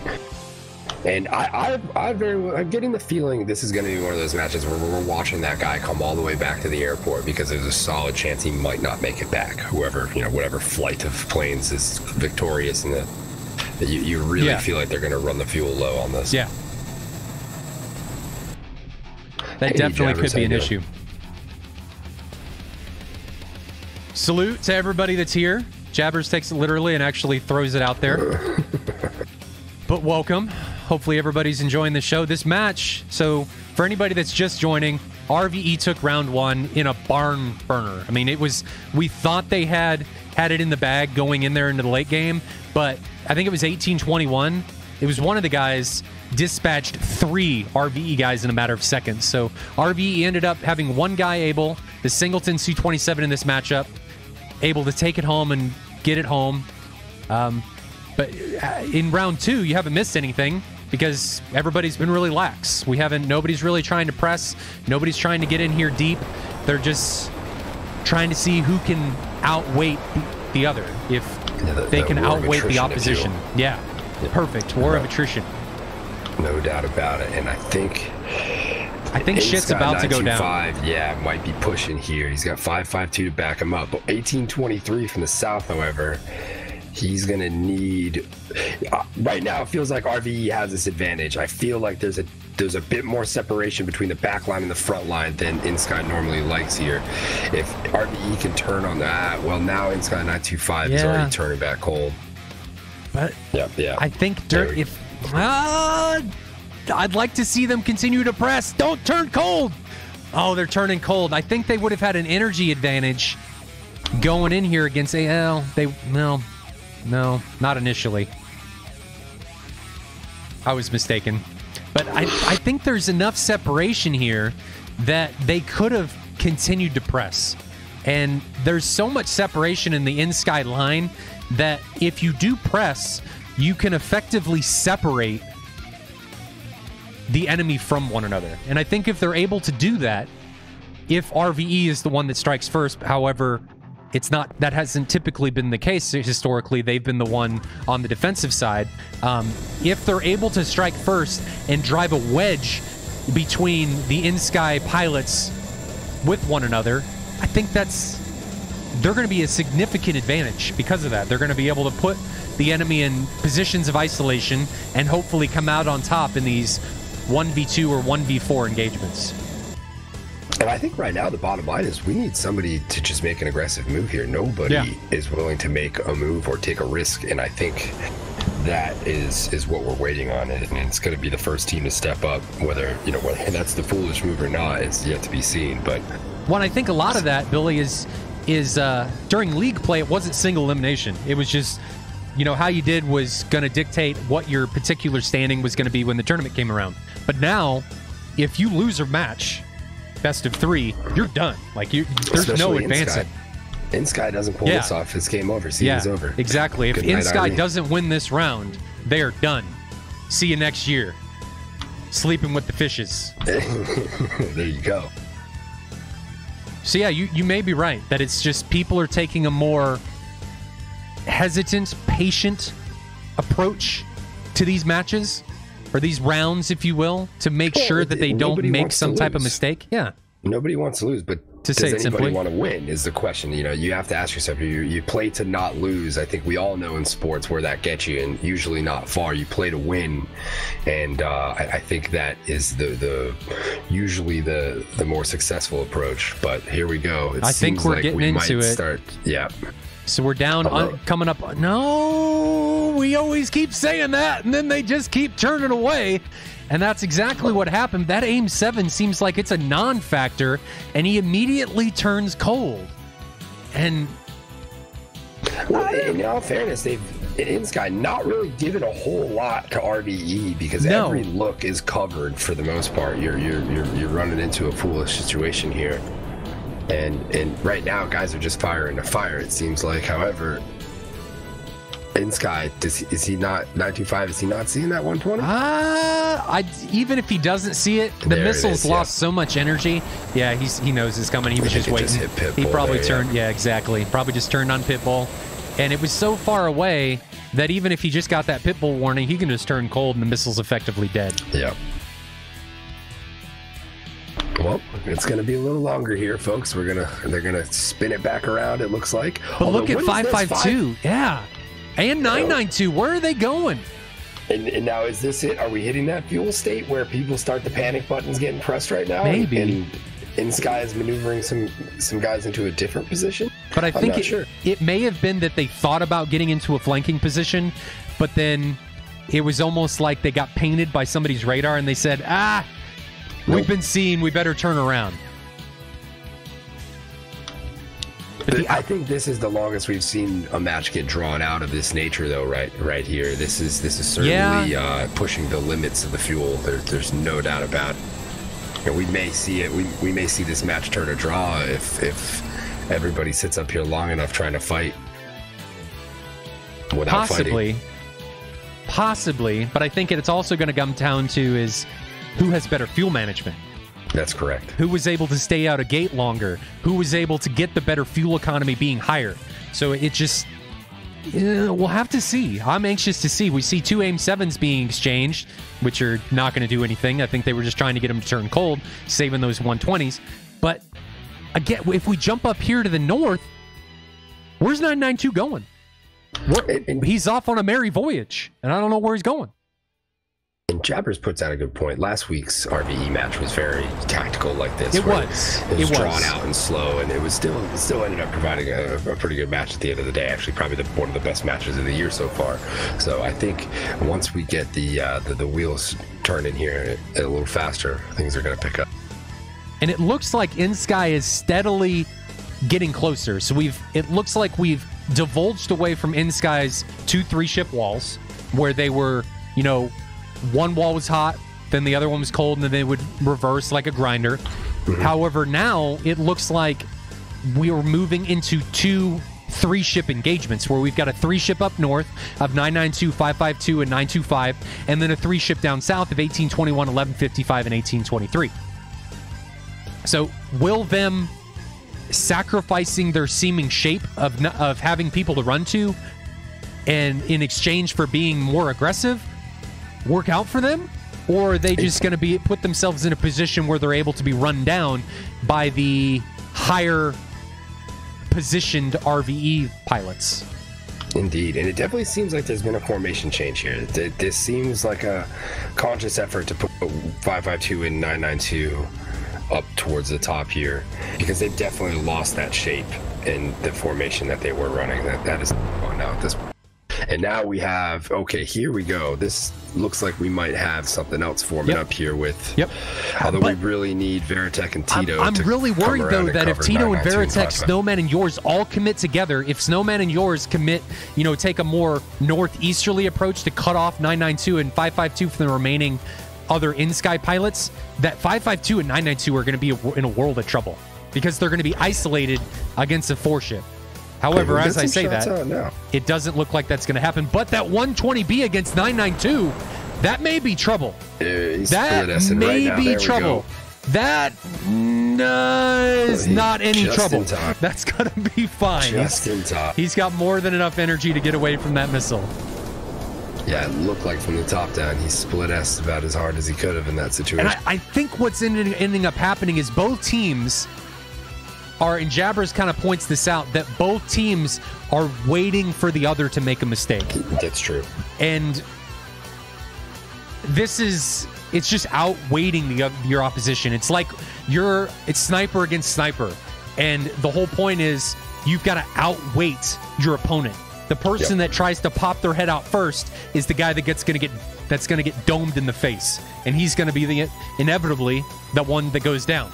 So I have a feeling that that's the tactic that's going on here, is both teams are trying to outweight the other. Now, I kind of see inSky right now, from how this is developing, possibly putting themselves in a pretty precarious situation. Their 3 ships are isolating themselves from one another. And this harkens back to what we used to see RvE do, where we would have a fight in the south and a fight in the north. And that's kind of what's starting to happen, but RvE is all together, and they would be able to commit all together. So on inSky, I'm worried about how this is going to progress for them.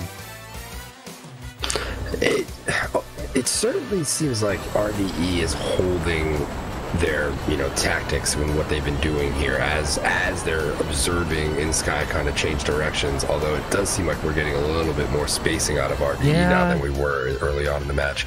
And now look at this, inSky's pressing right now. inSky's pressing. Look where this has shifted in the top-down view. We are now very much so east of Bullseye, or I'm sorry, west of Bullseye, where it just was. Now here we go, 2 shots out from but those missiles are going to be out of energy by the time they get to 992.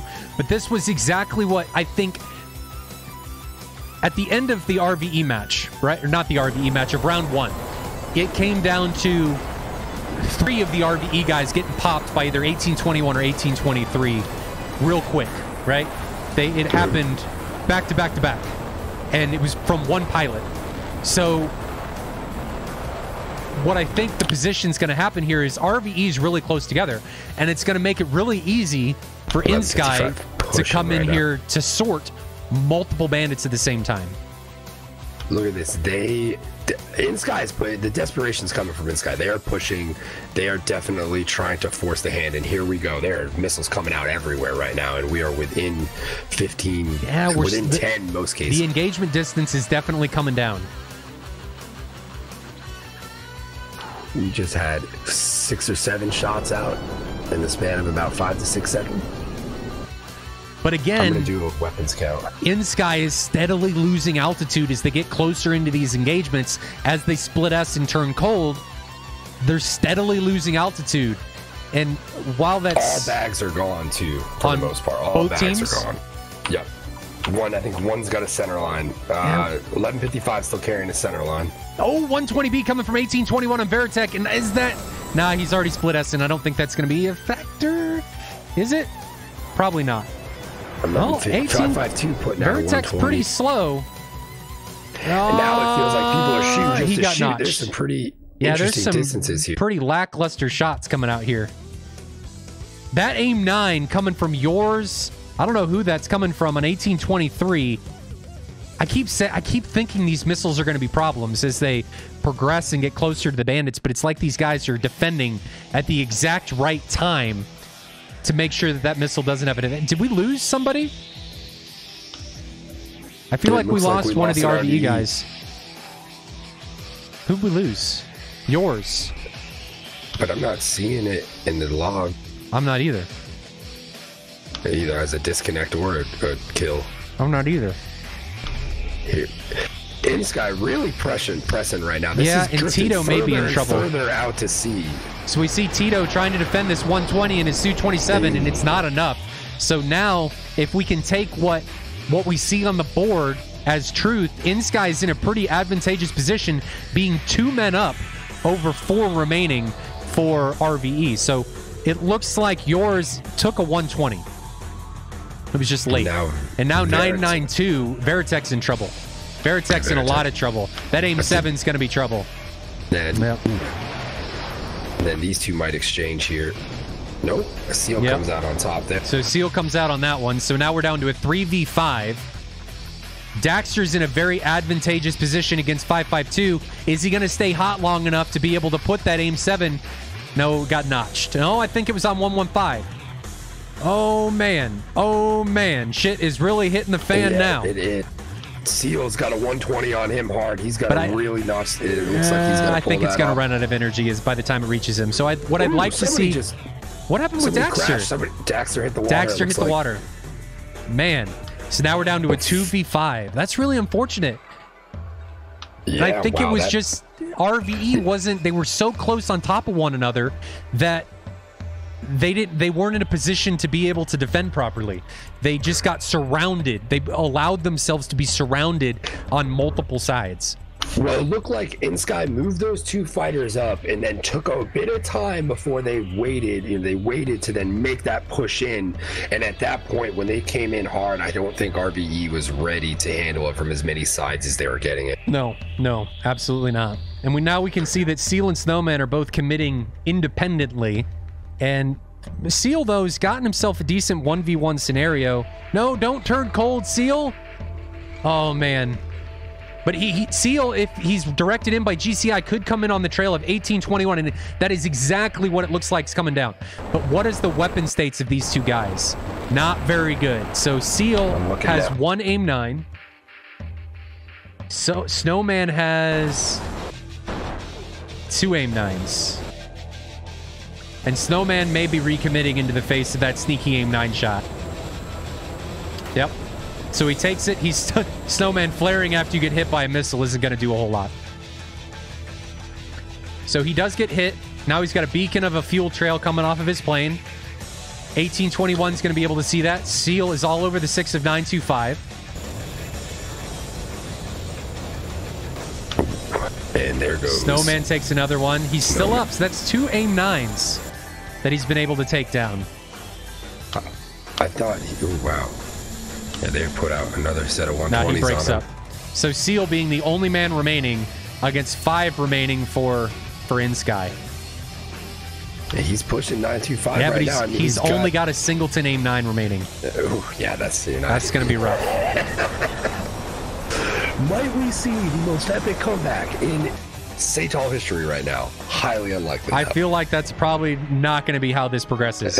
As Seal has a 120 coming down on his face. Yeah, I think it's going to be and an aim 9 following it. So, and I think he's too close. He's staying hot. I think, that's all she wrote there. A 120 face fucking, as you like to say, right? Yes. Yep. That was all up in his face. Oh, let's keep in mind, inSky's still got to put it back on the deck here. You know, they do. There's 4 or 5 planes in the air. But I don't see 5 guys going down. Well, let's also look at, they pushed much further north than they probably normally do. The 552 has got a 100 nautical mile journey ahead of him. That's where 1823, the lead plane, with an 80. Clicks, which isn't bad. Yeah. Not bad at all. I think they'll be okay.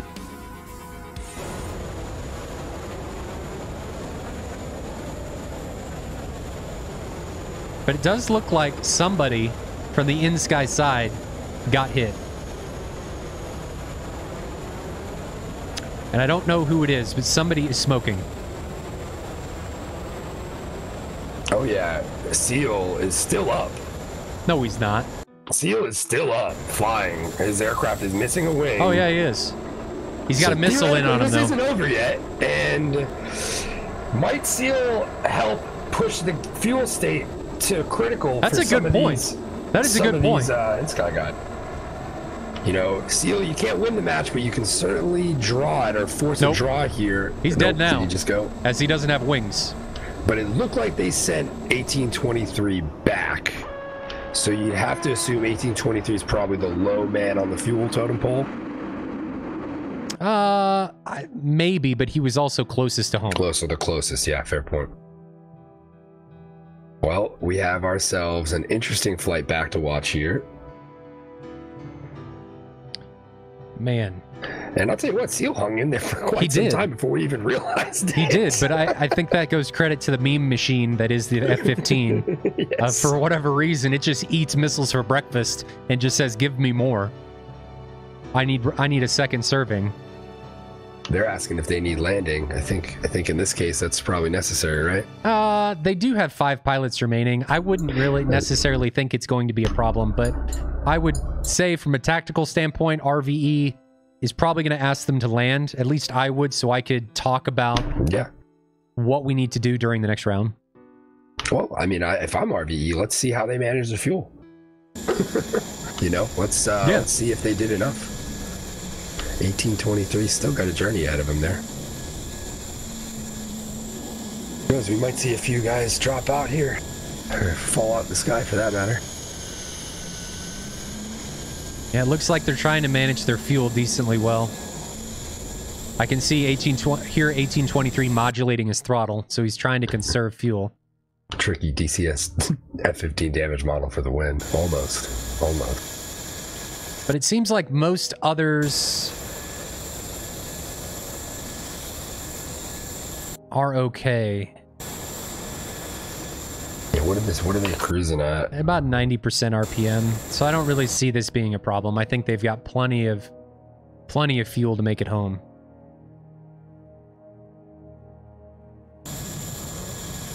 They've all stripped all remaining ordnance, that's for sure. Clean airframes across the board. So as we're RTBing, waiting to see what these guys do, Lumicode says he'd like to start DCS, but he's really in love with the choppers. Are they as good as the planes? He can find some servers. He wants to know if there are servers with cool chopper action. He's got the A-10C. But he sees everybody with the fast movers. You just gotta find what you want to do. So, and it depends on if you want to get into the multiplayer scene. For choppers, a lot of the multiplayer for them is going to be on something like Blue Flag or Dynamic DCS or Longbow. 104th has some stuff for you to do. But for slow movers like the A10 or the Su-25, you just got to find a server that is advantageous to what you're trying to do. So again, for something like an A10 or a Su-25, the Blue Flag or Dynamic Caucasus or any of those servers are going to be great for any of those modules, even the fast movers. Just depends. You just got to find some place you want to call home, and then you got to just try servers to see what you like. But back to the thing about choppers, man, the Huey and the Mi-8s, and Billy, I don't know if you have any choppers, are very, very well done. I think they're very well modeled. Indeed. The Ka-50 is fantastic too. You know, I can honestly say you get that same experience you get with the plane crossed over into the rotary, aspect. I think most guys out there will tell you that there's not really it's not like, there's a better helicopter, better inclusive sim with helicopters in it out there. I don't think the Arma platform comes close to it. And Webweaver says, through the Inferno, absolutely. I give my perspective from a multiplayer standpoint, though through the Inferno's multiplayer, I just give my perspective from a PvP multiplayer instead of a through the Inferno PvE, there's nothing wrong with that. It's just coming from my perspective. So Sky Crossbones asks, what does SATAL stand for? It stands for Squadron Air-to-Air League. And right now, we're in the Squadron Air-to-Air League Championships, or the end of the year tournament, because the league finished at the end of September or mid-September, with the final match being played on September 15th. So it looks like we're just waiting for these guys to waiting on these guys to RvE. To RTB, back to Kataisi. I don't foresee it being a problem. Let's check 1823's Fuel state. He's at 1823. He's at 95%. I don't Yeah, he looks like anticipate he's probably going to be all this right. being a problem. They're all very high. I think as close as he is now, even if his engines gave out, he'd be fine just dead sticking at home. Just coasting it in, yeah, most likely, which is with the amount of speed and altitude he's got. You're probably right. I'm really hungry. Are you Yeah, I'm hungry? getting there too. Getting there too. These long casts make me really hungry. Are we doing? What's the break in between? We'll probably take 10 minutes 10 to minutes, get set okay. back up. Well, let me back up. It depends on how long this match takes. So we're at the two hour mark. The next match isn't scheduled to start until 1800 Zulu. So if this match ends in 30 minutes, well, we've got a 30-minute break until the next match starts between Taw and 104th. So I don't know. But if they're back-to-back, I'll still take a 10-minute break because I'm going to need to get food. It seems like Jabbers wants me to do some sort of, tips and tricks for how to get your stash looking on point. I think he just wants you to caress it. It's certainly not doing what I wanted to today, I'll tell you that much. It's not playing nicely. Webweaver, I didn't know that Through the Inferno had a PvP style server now. I think it's new. I've yet to get on there and check it out, but I honestly keep forgetting about it. I need to give it a chance. I've heard it's not that bad. Again, while we're waiting for people to RTB, let's shout outs to the followers of Milko John's, HMS Psycho, Southern Jumper, Reza Hassani, Lumicode, JWE659522, and Young Chan Zhang. Thanks for the follows, guys. Hopefully you're enjoying what you're watching. And we've got if these guys make it back, got a round 3. There you go. That should be a good one as well. I hope so. And we wait, and the waiting is worth it because we get this, melee at the end there, and I think at the end of the day, as much as it's kind of drawn out, it's worth it for the action. Well, we get this just build-up of anticipation of what's going on.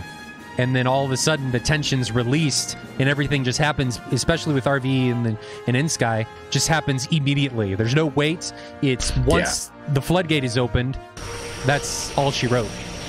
Well, I think inSky started feeling the fuel state, and maybe they had to make a move there because it seemed like it was a very much so a concentrated effort to push in as hard and as fast as they did there.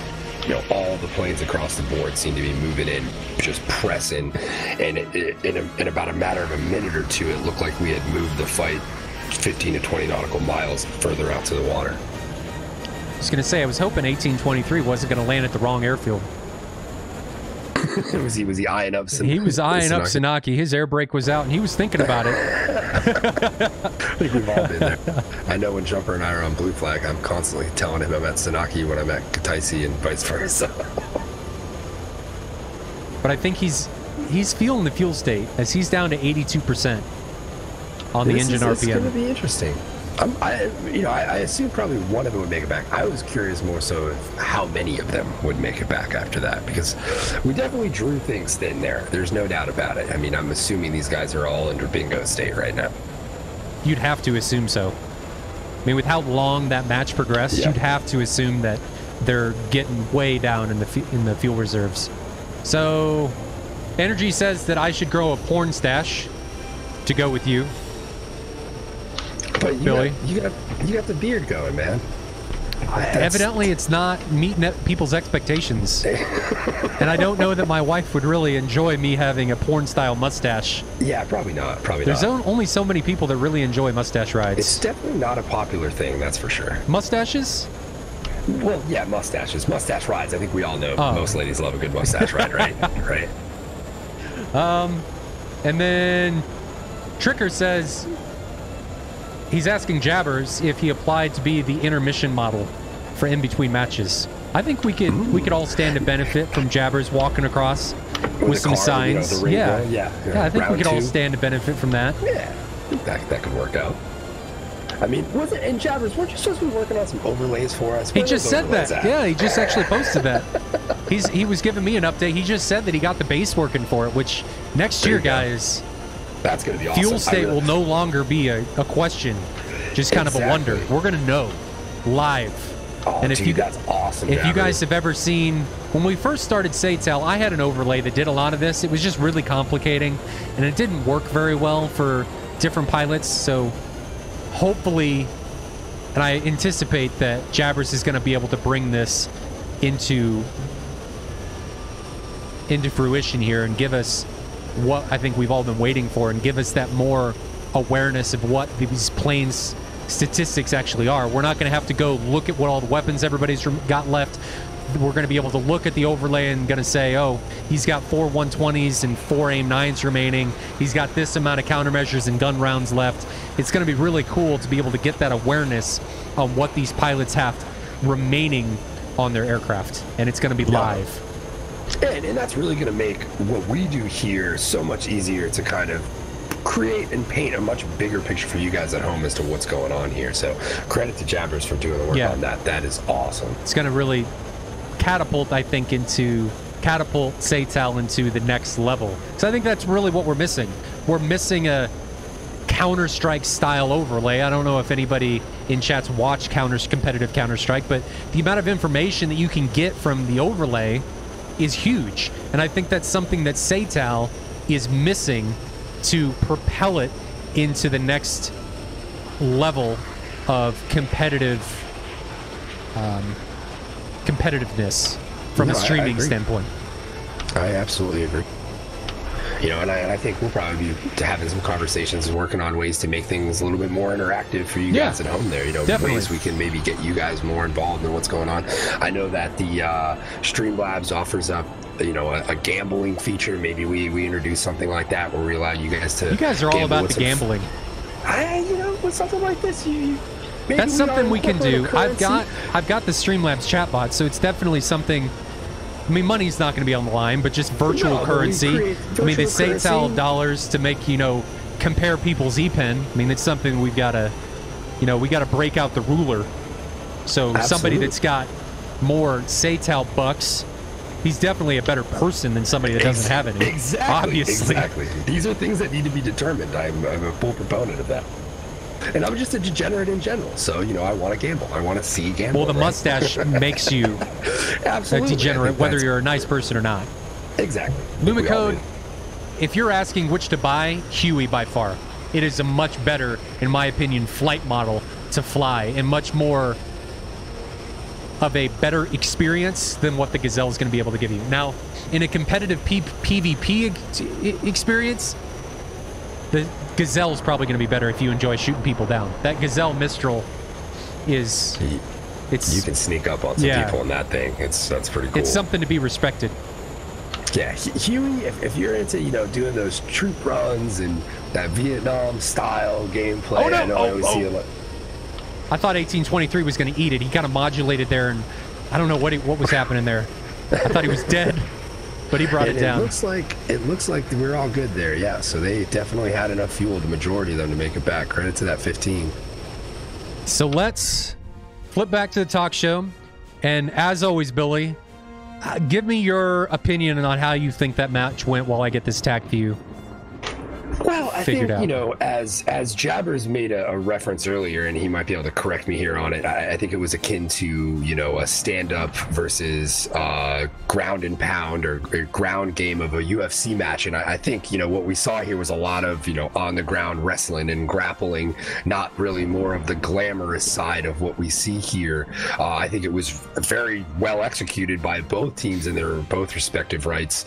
I think for the crowd, we always like to see the fireworks and those big haymakers, right? But they certainly kept the tactics at the forefront, and we saw it get to a point where one team just felt that need to really push out and press the other one and make something happen. And I think, as I was saying that whole time, both these teams right now don't want to lose this match. Who's going to be the team that wants to win it? And I think that was inSky at the end of the day. Just with that final push there, you know, they moved those two fighters north and then really pressed in on RvE, and I think they just struggled to kind of, you know,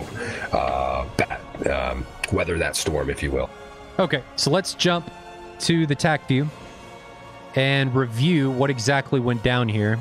not a whole lot went down for the majority of that match, but we saw what seemed like inSky kind of effectively transition the point at which the battle was going to be engaged over. So instead of it being engaged over feet wet, it was engaged over, in the end it was over feet wet, but they transitioned it closer to a feet dry scenario. They moved it from a southeast to northwest engagement. They transitioned it to a west versus east, which was interesting.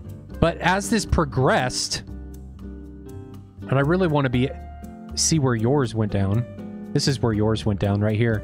And I didn't see how close 1823 actually got to yours during this. And yours, he was too slow. This is why he died. He was too slow to defend that missile. He was Mach 0.7. So when he split S'd, he didn't have the energy to outrun it. So unfortunate for yours, but it was just he was just too slow going into that.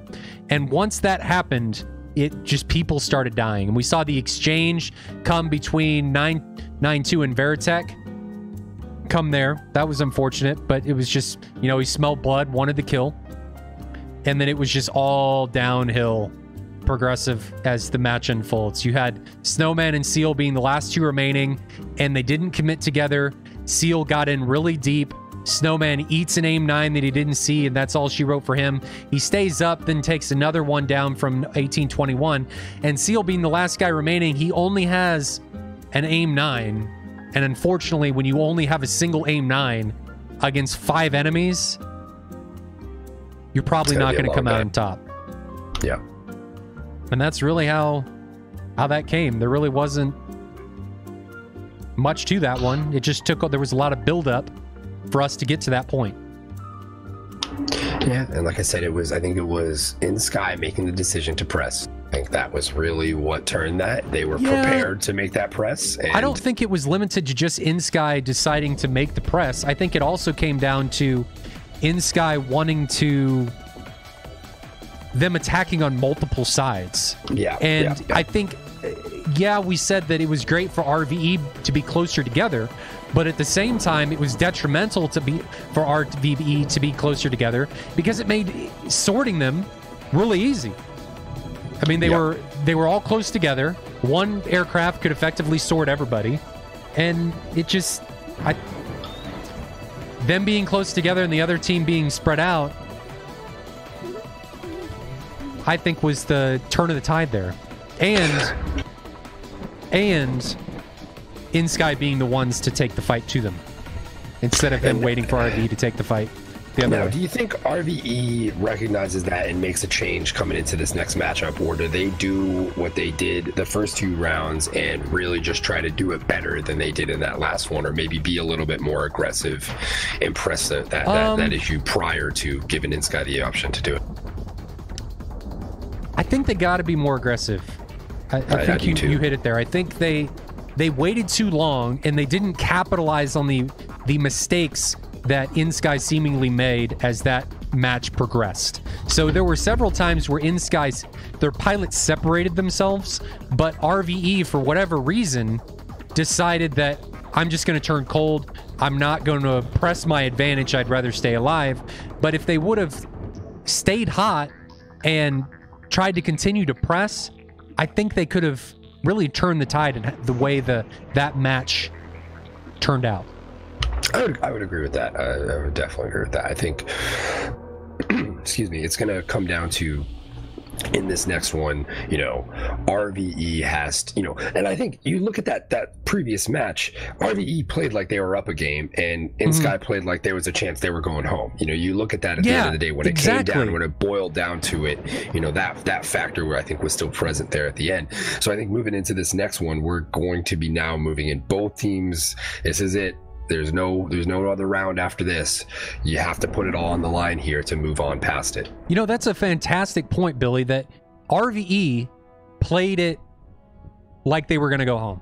They played like they were on the back foot, but on the flip side, inSky came in like they were already a matchup and they wanted to finish it out. You hit that on the head, where I think if RvE was more aggressive and they wanted to send a message to inSky and they wanted to end it, that they needed to be more aggressive, and them being as defensive as they were, trying to wait them out or something, in the end, kind of spelled their own downfall in that they just outweighted themselves and they didn't capitalize on the opportunities as they showed themselves, which is unfortunate. And like I said, I think RvE should have taken advantage of the fact that they had that one. If you win the first match in this best of 3, you should go into that round 2 a little bit more aggressive. You have the ability to ditch a game and still stay in it. You really need to be the one putting the screws to the other team there, because they're the ones who are going to feel the pressure and probably make the mistake just based upon the fact that there is no tomorrow if they don't pull it off. Absolutely. Yeah, you really hit that one on the head with that analysis there. And real quick, while we're watching these teams get ready to go, Wings554 TV, thanks for the follow. And Half Inch Soul dropping another donation.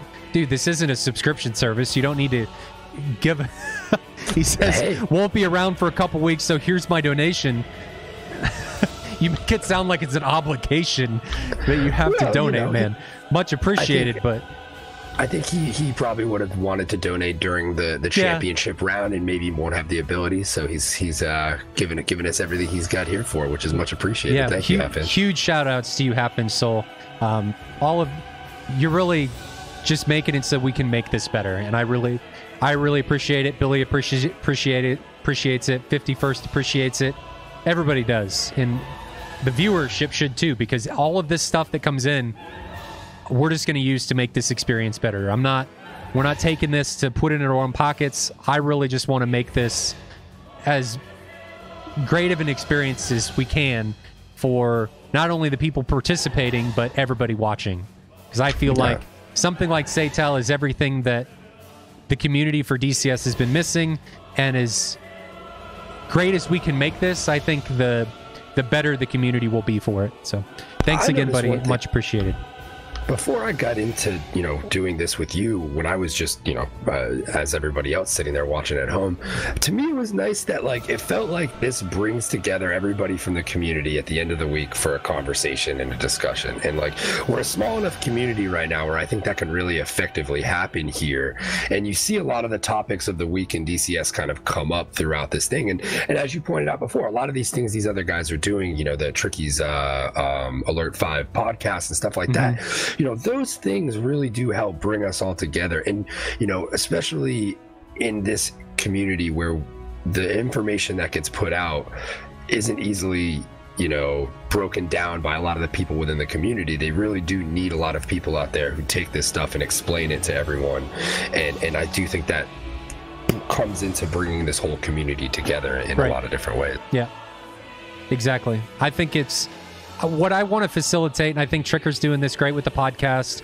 It was great to see Wags on. We touched on this earlier with Wags on the Fighter Pilot podcast, but just having open dialogues and conversations with everybody, that's really what SATAL is. It's a platform to create and bring the community together, create conversations, and just have fun with everything, with aviation, which is what we're all into. And don't forget about, we're also here to figure out who the best pilots are, right?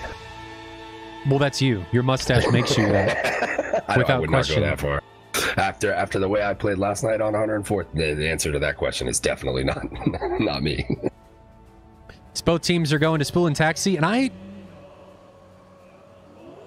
both of these rounds, or these matchups, this week and last week, all three of them, well, the first two with RvE, they've gone a long time.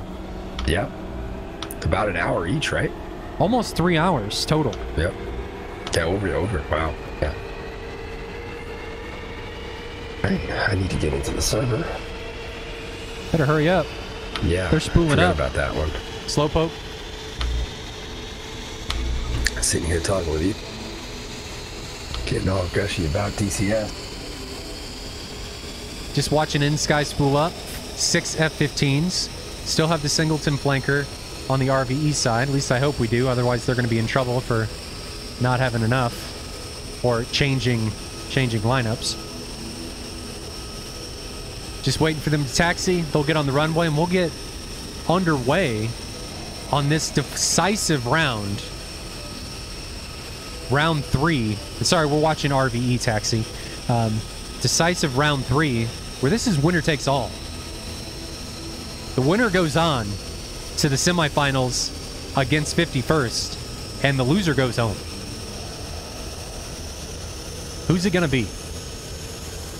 Is inSky taking that last round going to play a role in the psychological mindset of RvE going into this? Or is RvE going to say, hey, we lost this one, we need to come back, let's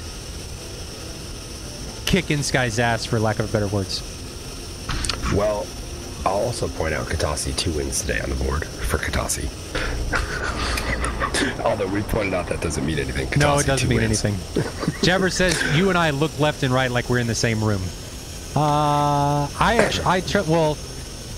his webcam's over here. Well, his picture's over here, so I can put it up on the stream. So that's kind of why I look over there. I don't know why I look at him. She's got such a pretty face. Maybe it's just magnetizing.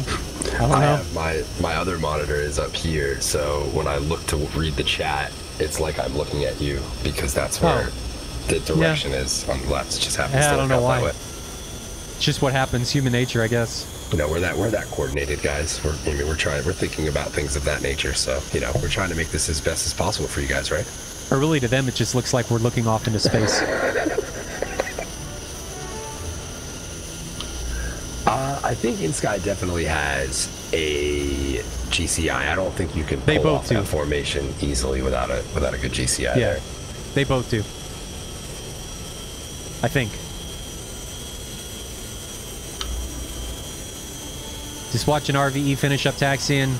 inSky says they're ready to take off, so we're just waiting for them for RvE to get on the runway and give us the all clear, and we'll get round 3. The winner takes all the marbles. I definitely think it's round got underway. The momentum going into this. I feel like they have the momentum after the way that last one went down. I think they do too.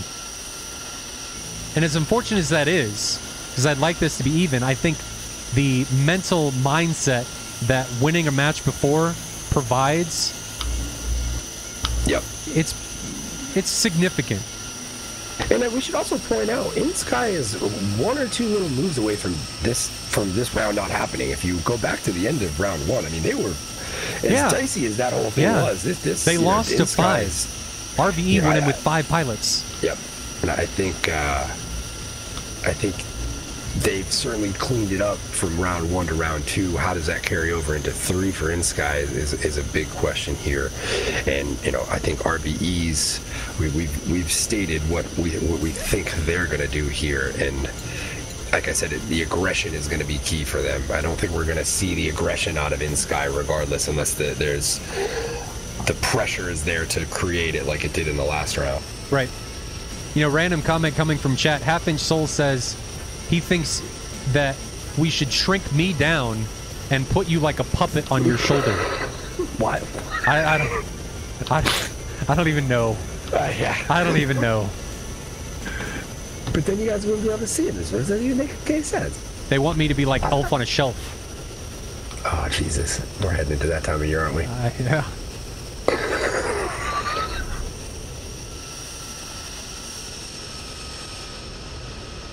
Just waiting for RvE to take up their positions, and we'll get round 3 I should underway. point out, though, I'm in blue today, which I predominantly fly blue. You're in red today, and you predominantly fly red aircraft, correct? I'm in salmon. South salmon, sorry. Pardon me. Let's get it right. I thought we were uncoordinatedly representing our sides here.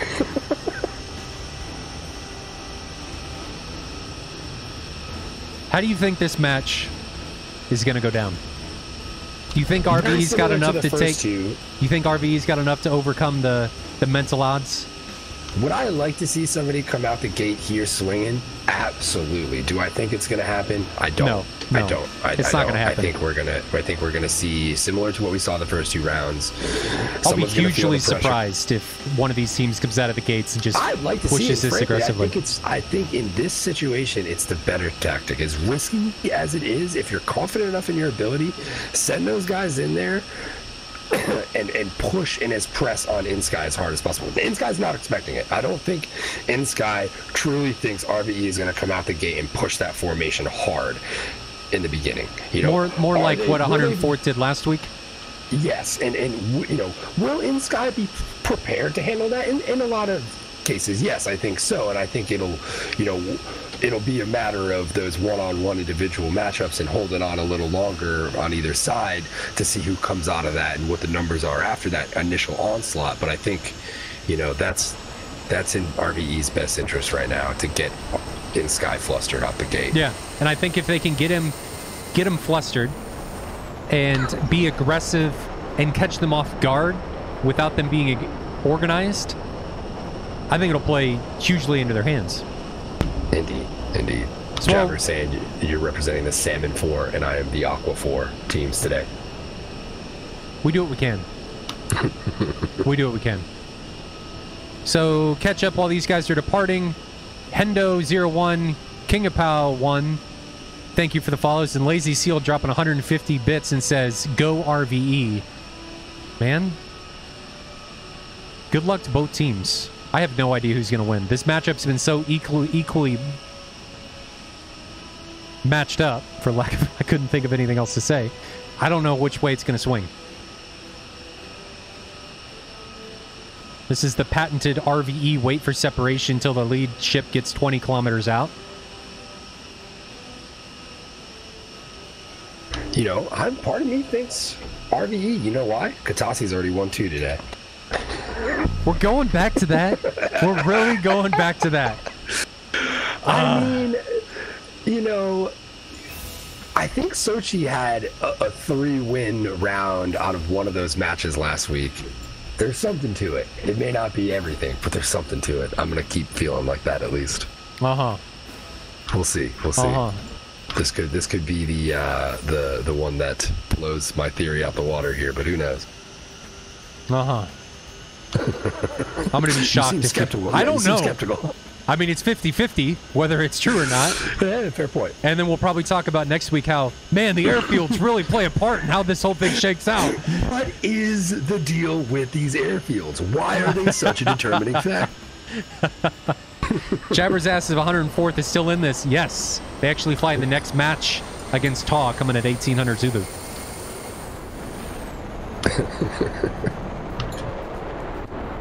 So the 4 remaining pilots for RvE are now departing on runway... I don't know what runway this is. 08. No. 26. 26. Sorry. 08's the other side. 25, I think. 26 or 25. Yep.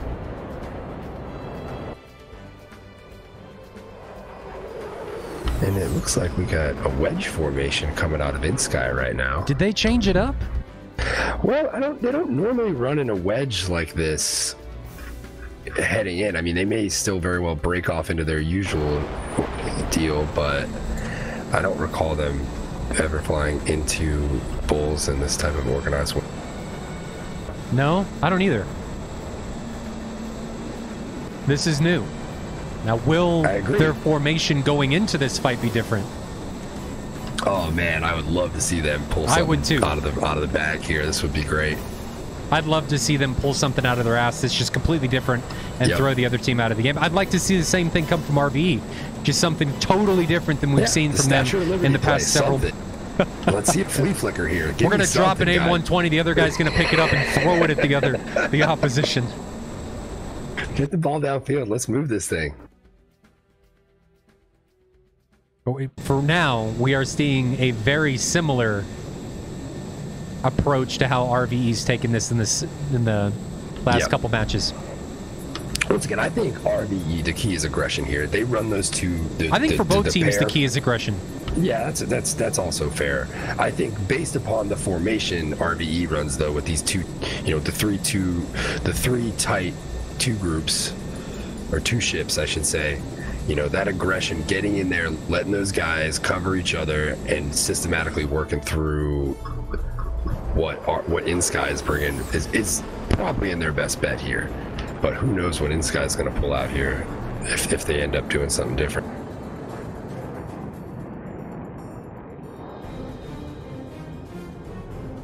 I think, just to reiterate, I think the aggressiveness is really going to play a key factor in how this match ends up taking place. The team I think that is more aggressive in an organized fashion. That doesn't mean flying one at a time into the opposition's teeth, but is more aggressive in an organized fashion is the one that's going to be able to take this out and come out on top. It's exactly what we saw in the first round. It's exactly what we saw in the second round. And I think it's going to be exactly what we see in the third round. I would agree with that.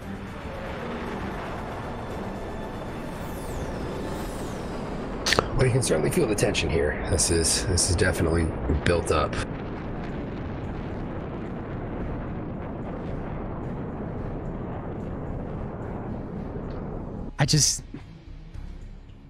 My question for this is, will RvE be able to capitalize on mistakes made by inSky? They weren't able to do it during round 2.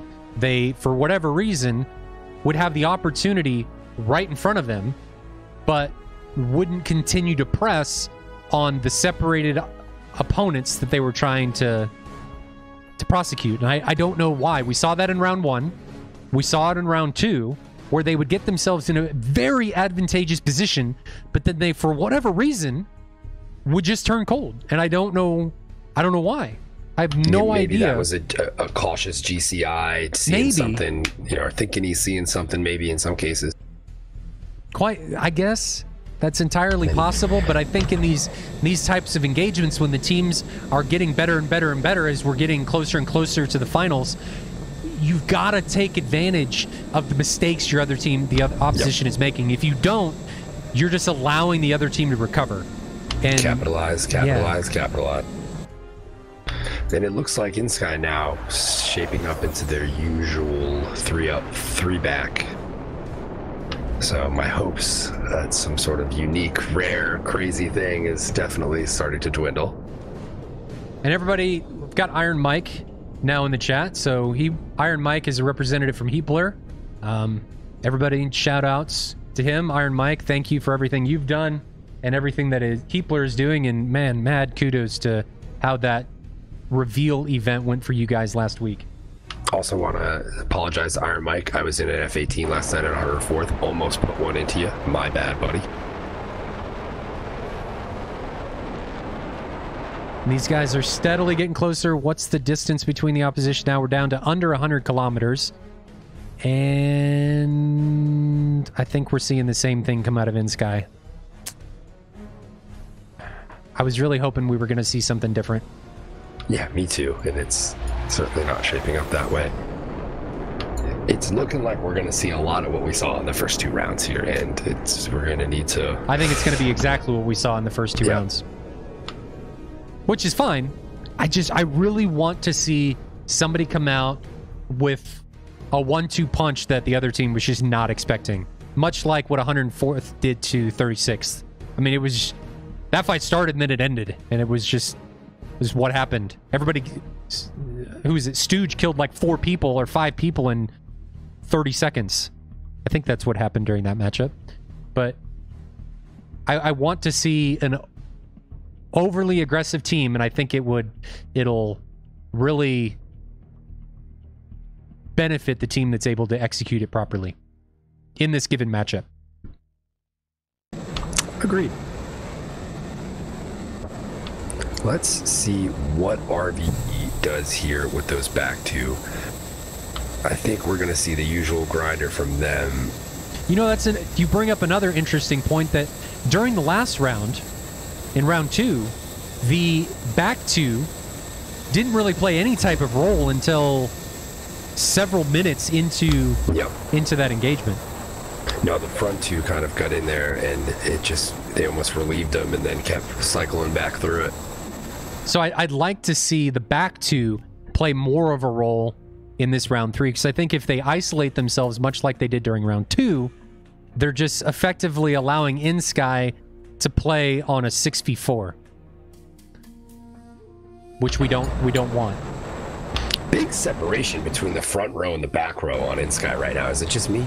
I feel like there's almost 20 nautical miles between 1821 and 925, right? I'm sorry? More so than normal. More distance between front line and the back line of inSky than normal. It feels like. I don't know. A lot of separation there for whatever reason. And they're already turning cold. Yeah. No missiles being exchanged. Nothing's going on. Aggressor 1376, if you, with your issue, do you just want to PM me? And I can see if I can help you guys with that after the match. I don't know why you wouldn't be able to watch 720p. The whole reason we do 720p is because it's a worldwide event, and I want to make it more accessible for everybody in the world, to make it more easily viewable with less bandwidth. So that's why we're doing what we're doing. But both teams, I guess, again, we're seeing very similar tactics taking place of both teams playing very defensive. Very defensive. Defensive enough that no missiles were exchanged during that first pass. Yeah, very much so defensive there, and I think that was part of the reason why we saw that big gap between them. They knew they were going to do that.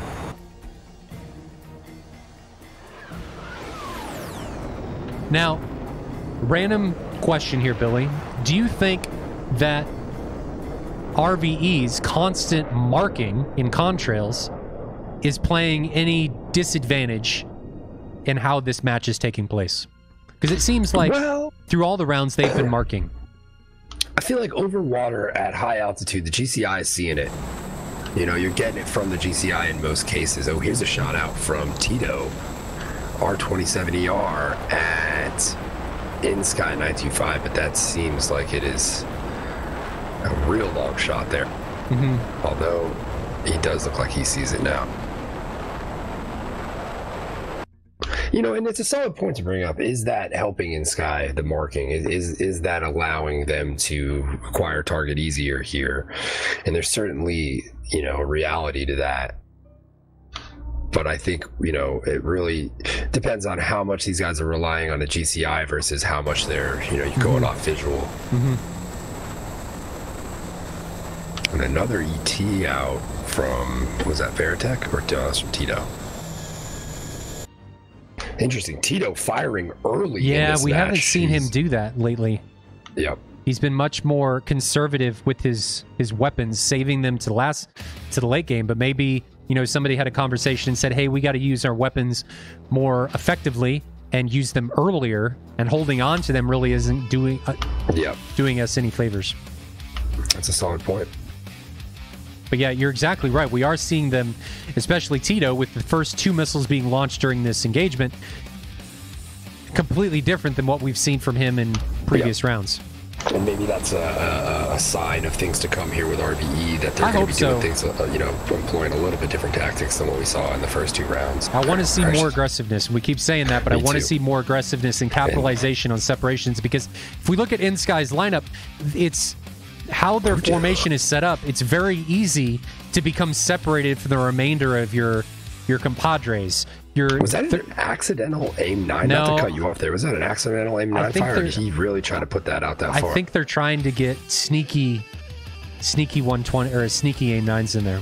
Yeah, fair enough. Sorry there. Continue. No, you're good. You're good. And it looks much more separation between RvE this round. I mean, look at that down there. They're making a solid attempt to extend further and create a little bit more space. I think they're seeing what we pointed out there towards the end of that match, how being as bunched up as it was ended up being their demise once inSky decided to prep. Now they're effectively in a grinder. Like now we're in a north to south grinder formation instead of just kind of all over the place when they were scrunched together. So if you're going to be close together, this is how you should do it. You should be in a grinder instead of just kind of all committing willy-nilly. So, and look at 1155 and 1823. Is it me? Right. Are they separated? They are very separated. And this is, I want to see Snowman and yours drive up the center, engage 925 and 1821 with long, whatever it be, 120s in this particular case, force them to turn cold, and then be able to separate 1823 and 1155 even more so than they are now, so the remainder of the RvE guys can really come in and drive it home and capitalize on the numbers advantage that they do given the separation.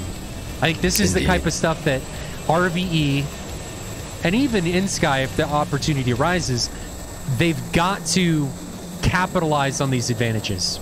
Yep, when these groups get separated like that, like I would have liked to have seen a little bit more urgency on maybe one of those two ships turning back around to cut off 925 and allow those the 4 to work 1155 and 1823 down there to the south.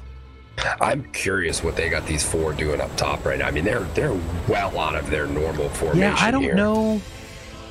I think it's just them staying in shape. I don't know what they have a tendency to do this, where one side of their formation is just massively more separated than the other side. Yeah, this is what we saw them do before the press, I believe, in that last round where they shifted. There was 4 that were operating in their normal formation, and then 2 just shifted a bit further to create a gap there, which is kind of what we're seeing now. What's the altitudes like here? How's everybody doing?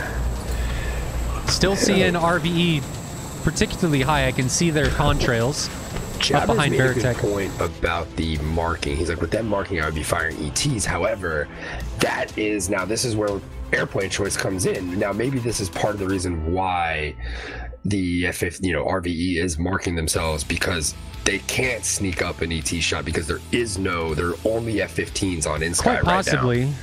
It's entirely possible. But okay, right here. Change the subject, but look at Veritech. He's in the perfect position to isolate 1155. Yep. But instead of attempting to isolate him, he's now turning cold and not pressing the advantage. So he could continue to press that, come to the north of 1155, and attempt to isolate him down to the south so that Daxter and Seal could come in and pick him off. But instead, he's not capitalizing on that advantage and mistake that inSky is making. And I know when you're in the cockpit and we're able to see this from a bird's eye view and they're not, but this is the kind of stuff, the situational awareness that you've got to have to really drive home the victories on these mistakes that the opposition's taking to try and get these matches over as quickly as possible so that the other team doesn't capitalize on a mistake that you make. And I think Veritech had the opportunity to push 1823 hadn't picked him up there. He went defensive seemingly without being engaged or locked. And again, I'd like to see Daxter and Seal come to the north and separate 1823 and 1155. Yep. This is get in between them. This is what I want. And it looks like they're starting to do that. I want them to separate these two, to get between them 925 and 1821 so that we can RvE can start to prosecute isolated bandits, because it's much easier to prosecute people that are isolated than people that are closer with a group. Hey, they got Tito and Veritech seemingly breaking opposite directions to rejoin, coming back through towards Sukomi there. I would have liked to have seen them turned a little bit quicker. I feel like you had an opportunity with 925 being separated from 1821 and 992 there. Like they could have cordoned off 3 of those guys. Chat saying they're wanting some Twitch battle, or not Twitch, DCS battle royale where the circle shrinks. While that could work, the problem is we don't have a way to display that to the pilots on how big the circle is or where they are in the circle. If you look at battle royale games, it's easy for them to determine, looking at a map or what have you, where they are in the actual circle and how big the circle is. When you're in an aircraft, yes, you can do it, but there's no real definitive way for the pilot to say, hey, this is how big the circle is, this is how much I have behind me, in a very easily non-time consuming manner to make that really feasible. So while these guys are extending, let's talk real quick about follows and some more bits. Gamma Munu, thanks for the follow. Gilberto Jr. 78, thanks for the follow. And Grumpy Finn dropping another 200 bits, guys. Really appreciate all these subs, donations, and bits. Really warms my heart to know that at least some of you, a lot of you probably hate me, are enjoying the content. So it's great that at least some of you are enjoying it. Again, I think we're seeing a remake of round 2. Indeed, it looks like inSky now back in pretty good formation and looking very textbook to their normal tactics. RvE, very similar to what they ran in that last one now. And once again, this is going to come down to somebody pressing here. We're going to need to let these guys bleed some fuel out and bleed some missiles out until the pressure starts mounting, and then we'll see somebody make a move here. So hold on, and we will get there. Long aim 7 coming from Snowman, who immediately defends. So I think he was just trying to get somebody to turn cold. But that missile immediately, since it was Sarah, was immediately unsupported.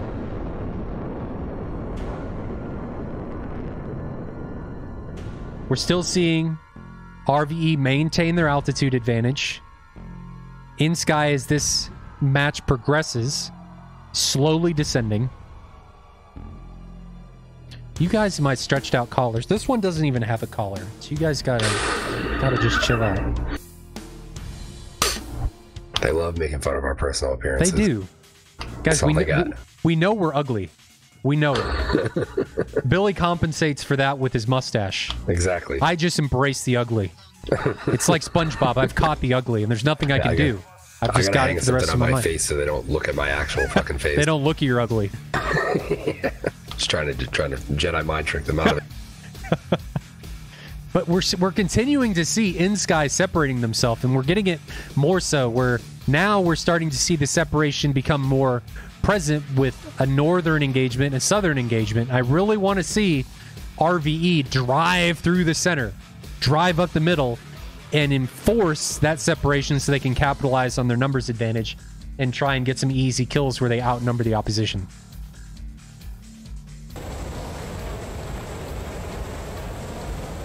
And Grumpy Finn brings up a point. I really don't get why people don't flip the defensive when not under threat and don't press. Yeah, I do feel like there's more opportunity to press than's being taken advantage of, I think, across the board for some of these teams. You know, and that may just be the logistical nature of trying to get these aircraft turned around and in the right position and move. I think to some of us kind of looking from the top down here, you're like, why is nothing turning and moving? But there's a bit more of a chain that's got to get there to get all that stuff, you know, kind of organized and that is true, moving around. And I think a lot of it has to do with, you know, they're just worried about dying. Yeah, correct. And if they die, this isn't like Airquake or something. Excuse me, if you die, you're dead. So you have to wait for the next round. In this case, in this match, there is no next round. So if they die, they're leaving their team at a disadvantage. So I think I get the psychological mindset of it that they're just going defensive because they're worried that some unseen missile, like a sneaky aim 9 or something that we've seen these guys shoot that haven't really come in contact with the enemy yet, but they're worried that something they don't see is going to impact them and cause their team to be at a disadvantage.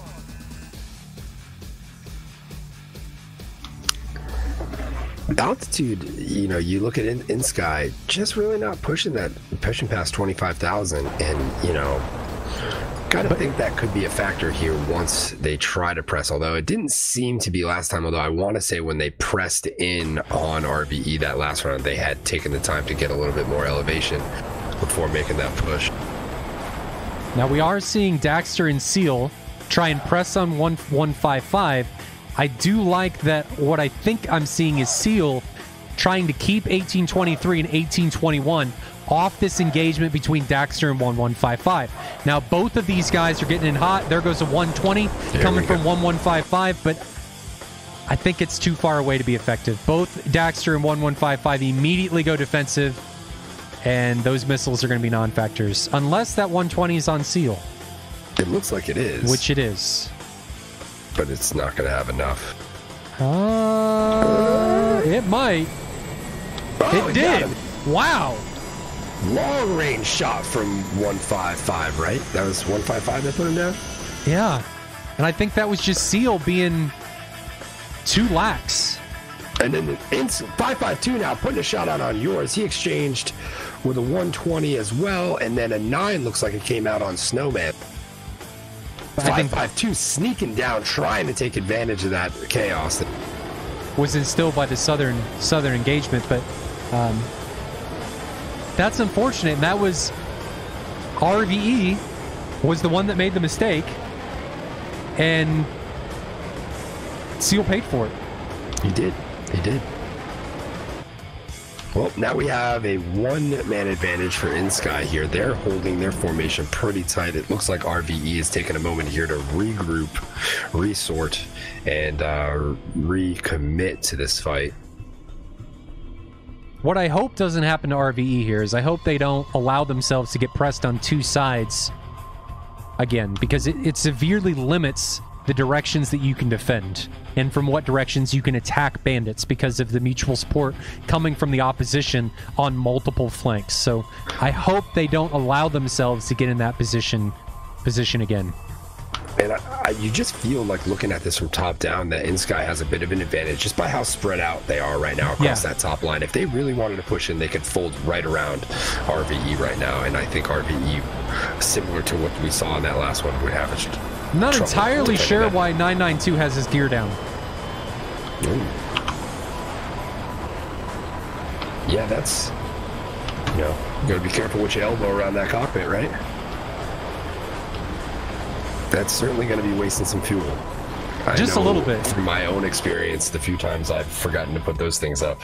I would just like to point out that he is over Mach 1 with his gear down. And that means he's not going to have much fuel left very soon. Yeah, you have to wonder if he realizes that his gear's down. Might this be the mistake that levels the playing field here? I saw Jabbers referring to waiting for the mistakes, and that seems like a glaringly obvious one right there. Because I don't think it's going to be the maneuvering loss that kills him. It's going to be the running out of fuel shortly. Is he pushing in right now? He is. Everyone is pushing in. So inSky is here we go. Going balls to the wall here, being hugely aggressive. They're trying to capitalize on this numerical advantage that they now have. And this is what I didn't want RvE to get themselves in a position as. They're being pressed on multiple sides, and they're going to severely limit how they can deal with this engagement because singletons are now engaged on multiple fronts, and this is just going to become a problem. I think RvE is in trouble here. Well, is the gear still down for? Because if so, you gotta have the feeling. No, he brought it up. He brought it up. Well, you gotta think fuel is gonna be an issue for him. I have to think with the amount of time he just ran that at that speed, he didn't cut a quarter of a tank out of his pockets. Maybe. I don't know how long that gear was down. Yeah, that's what I'm saying. Maybe he never put it up. Than what he never put it up. I don't know. I have no idea. Can you check on everyone's missile state? Yep, looking right now. And when I thought these guys were going to be on the offensive from inSky, it looks like they're going in more to the same stuff. But right here, guys, Snowman and Veritech press 1155 and 1823. They're isolated from the other remaining 4-ship. And this is, you've got to capitalize on these mistakes. But I think Snowman at 1155 swapping. I think they're too far away to be effective. Veritech, he's not defending. Veritech could get himself into trouble defending this late. No, it's going to be fine. Nope. It doesn't look like Tito's going to be close enough to do anything. And now Snowman was thinking about pressing up here to the north, but they've got to isolate 1823. So what I'd like to see is Snowman to come in here to the left and get into the north of 1823 and not let him recommit back to his other guys. And you can't worry necessarily about this 3-ship because you're going to be cold to them. It's not going to be a big deal. And if you need to extend, you can extend to the south. But Snowman's in trouble. He's in trouble. Those 120s are going to have tons of energy, and they have more than enough to capitalize on that mistake. And now RvE's down to 4v6. And now we may have a merge over here at 992. I don't think he sees Daxter. And I don't think they see each other at all. Although now it looks... No? Nope. Maybe not. That ET out of Tito, that could be a problem for 1823. But I don't know that it's on 1823. You get the feeling now, here comes the push from inSky from the north. Yeah, but 992 could be overextending. Daxter, you've got to recommit. You've got to recommit here onto 992. And that ET may take 1823. That may get him. Tito's in trouble. I think it's out of energy. Yeah, it went underneath him. Tito's gone. Did Tito get hit? Tito took one. Yeah, I think they're just... RvE isn't capitalizing on the advantages that are presenting themselves as this match unfolds, which is unfortunate.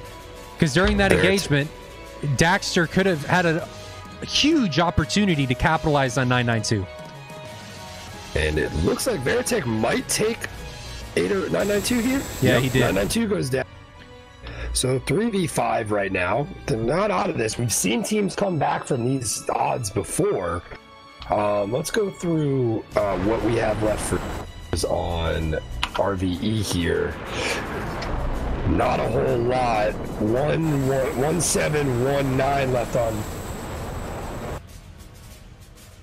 Veritech with 2 7s, 2 9.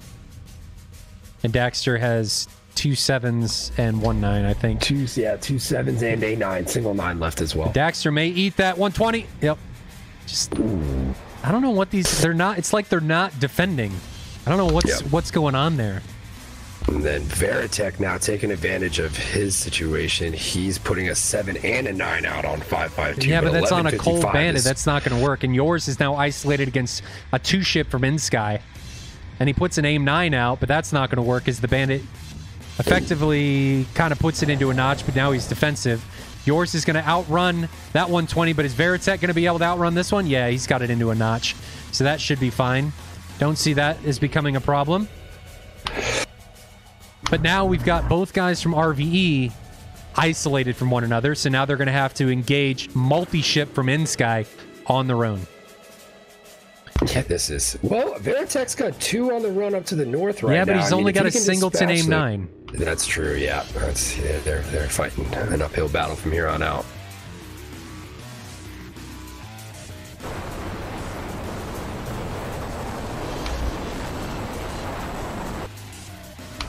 Yours has got to be getting close to the bubble down there. He's got to watch himself. Yeah, he's probably pretty close. I think that's why he's having. I think that's why he's having to recommit right now. And here comes the 120s coming from inSky. I think this is it for yours. I think this is all she wrote. Yep. Yeah, it is. So we've just had the singleton of Veritech up to the north, chasing down 552, and he's all by his lonesome.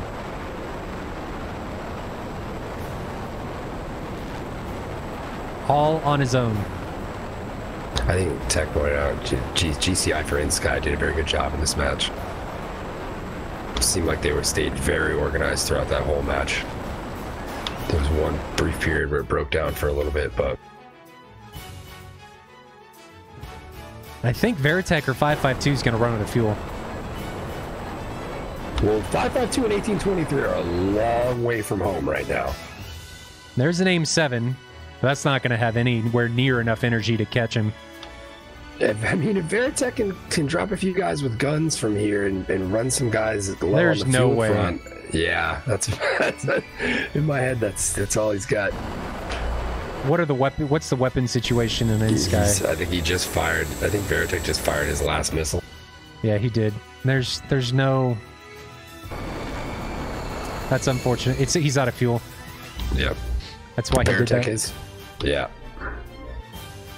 I think that just came down to, and I got to reiterate it, that came down to RvE not capitalizing on the mistakes inSky made.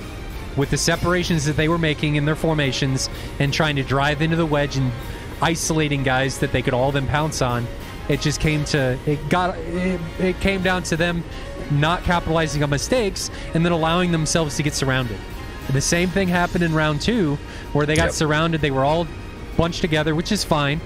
But when you get surrounded like that, you're not going to... It's going to be really hard to win matches. If I was inSky, start almost heading back, because you can... At some point, he can leave the bubble. Well, they don't know Veritech ran out of fuel. Oh, yeah, that's fair. Yeah. But he's going to get run down by 11:55. I would say inSky needs to alter his heading. I don't know why he's coming right. He needs to head left and head home. There goes what I can assume is an aim 7. Composure from inSky on their weapons too. You notice there's still a lot of planes with missiles left on inSky. That certainly was a factor here late. I think that's it for RvE. I believe it is. Good year for them, though. They certainly fared well throughout this whole SATAL. The first competitive event that RvE's done in a long time, that was... And they made massive strides in progression from the beginning. So kudos to them for everything that they did. Yeah, good year in its whole entirety to RvE. Hopefully they'll come back just as strong, if not stronger, next year. Take the off season, work on some of the things we were seeing here. No doubt about it. But guys, what I'm gonna do, I'm gonna cut this one a little bit short because I've got to get food before we do the next one. I am starving. I'm gonna cut the stream down. So we're gonna take the stream down. I'm gonna restart it with a 10-minute clock on it, and then we'll get the next round underway. So I can go grab some food, use the restroom. Billy, I'm sure you're probably gonna do the same thing. Yep. And we can. I'd say don't go away, guys. This next one's gonna be good. We got 104th. Go ahead. No, go. I would say 104th, and who else? I couldn't remember 104th and Taw. 104th. This is going to be a big one. So yeah, I expect to see a bit more fireworks than we saw here in these first 3 rounds. So definitely strap in for the next one. So guys, I'll catch you back here in a few minutes. I'm going to cut the stream. I'll put it back up on the stream starting screen. Don't go away. We got like a 10-minute intermission. We'll restart and we will regroup for the next round. So we'll be right back.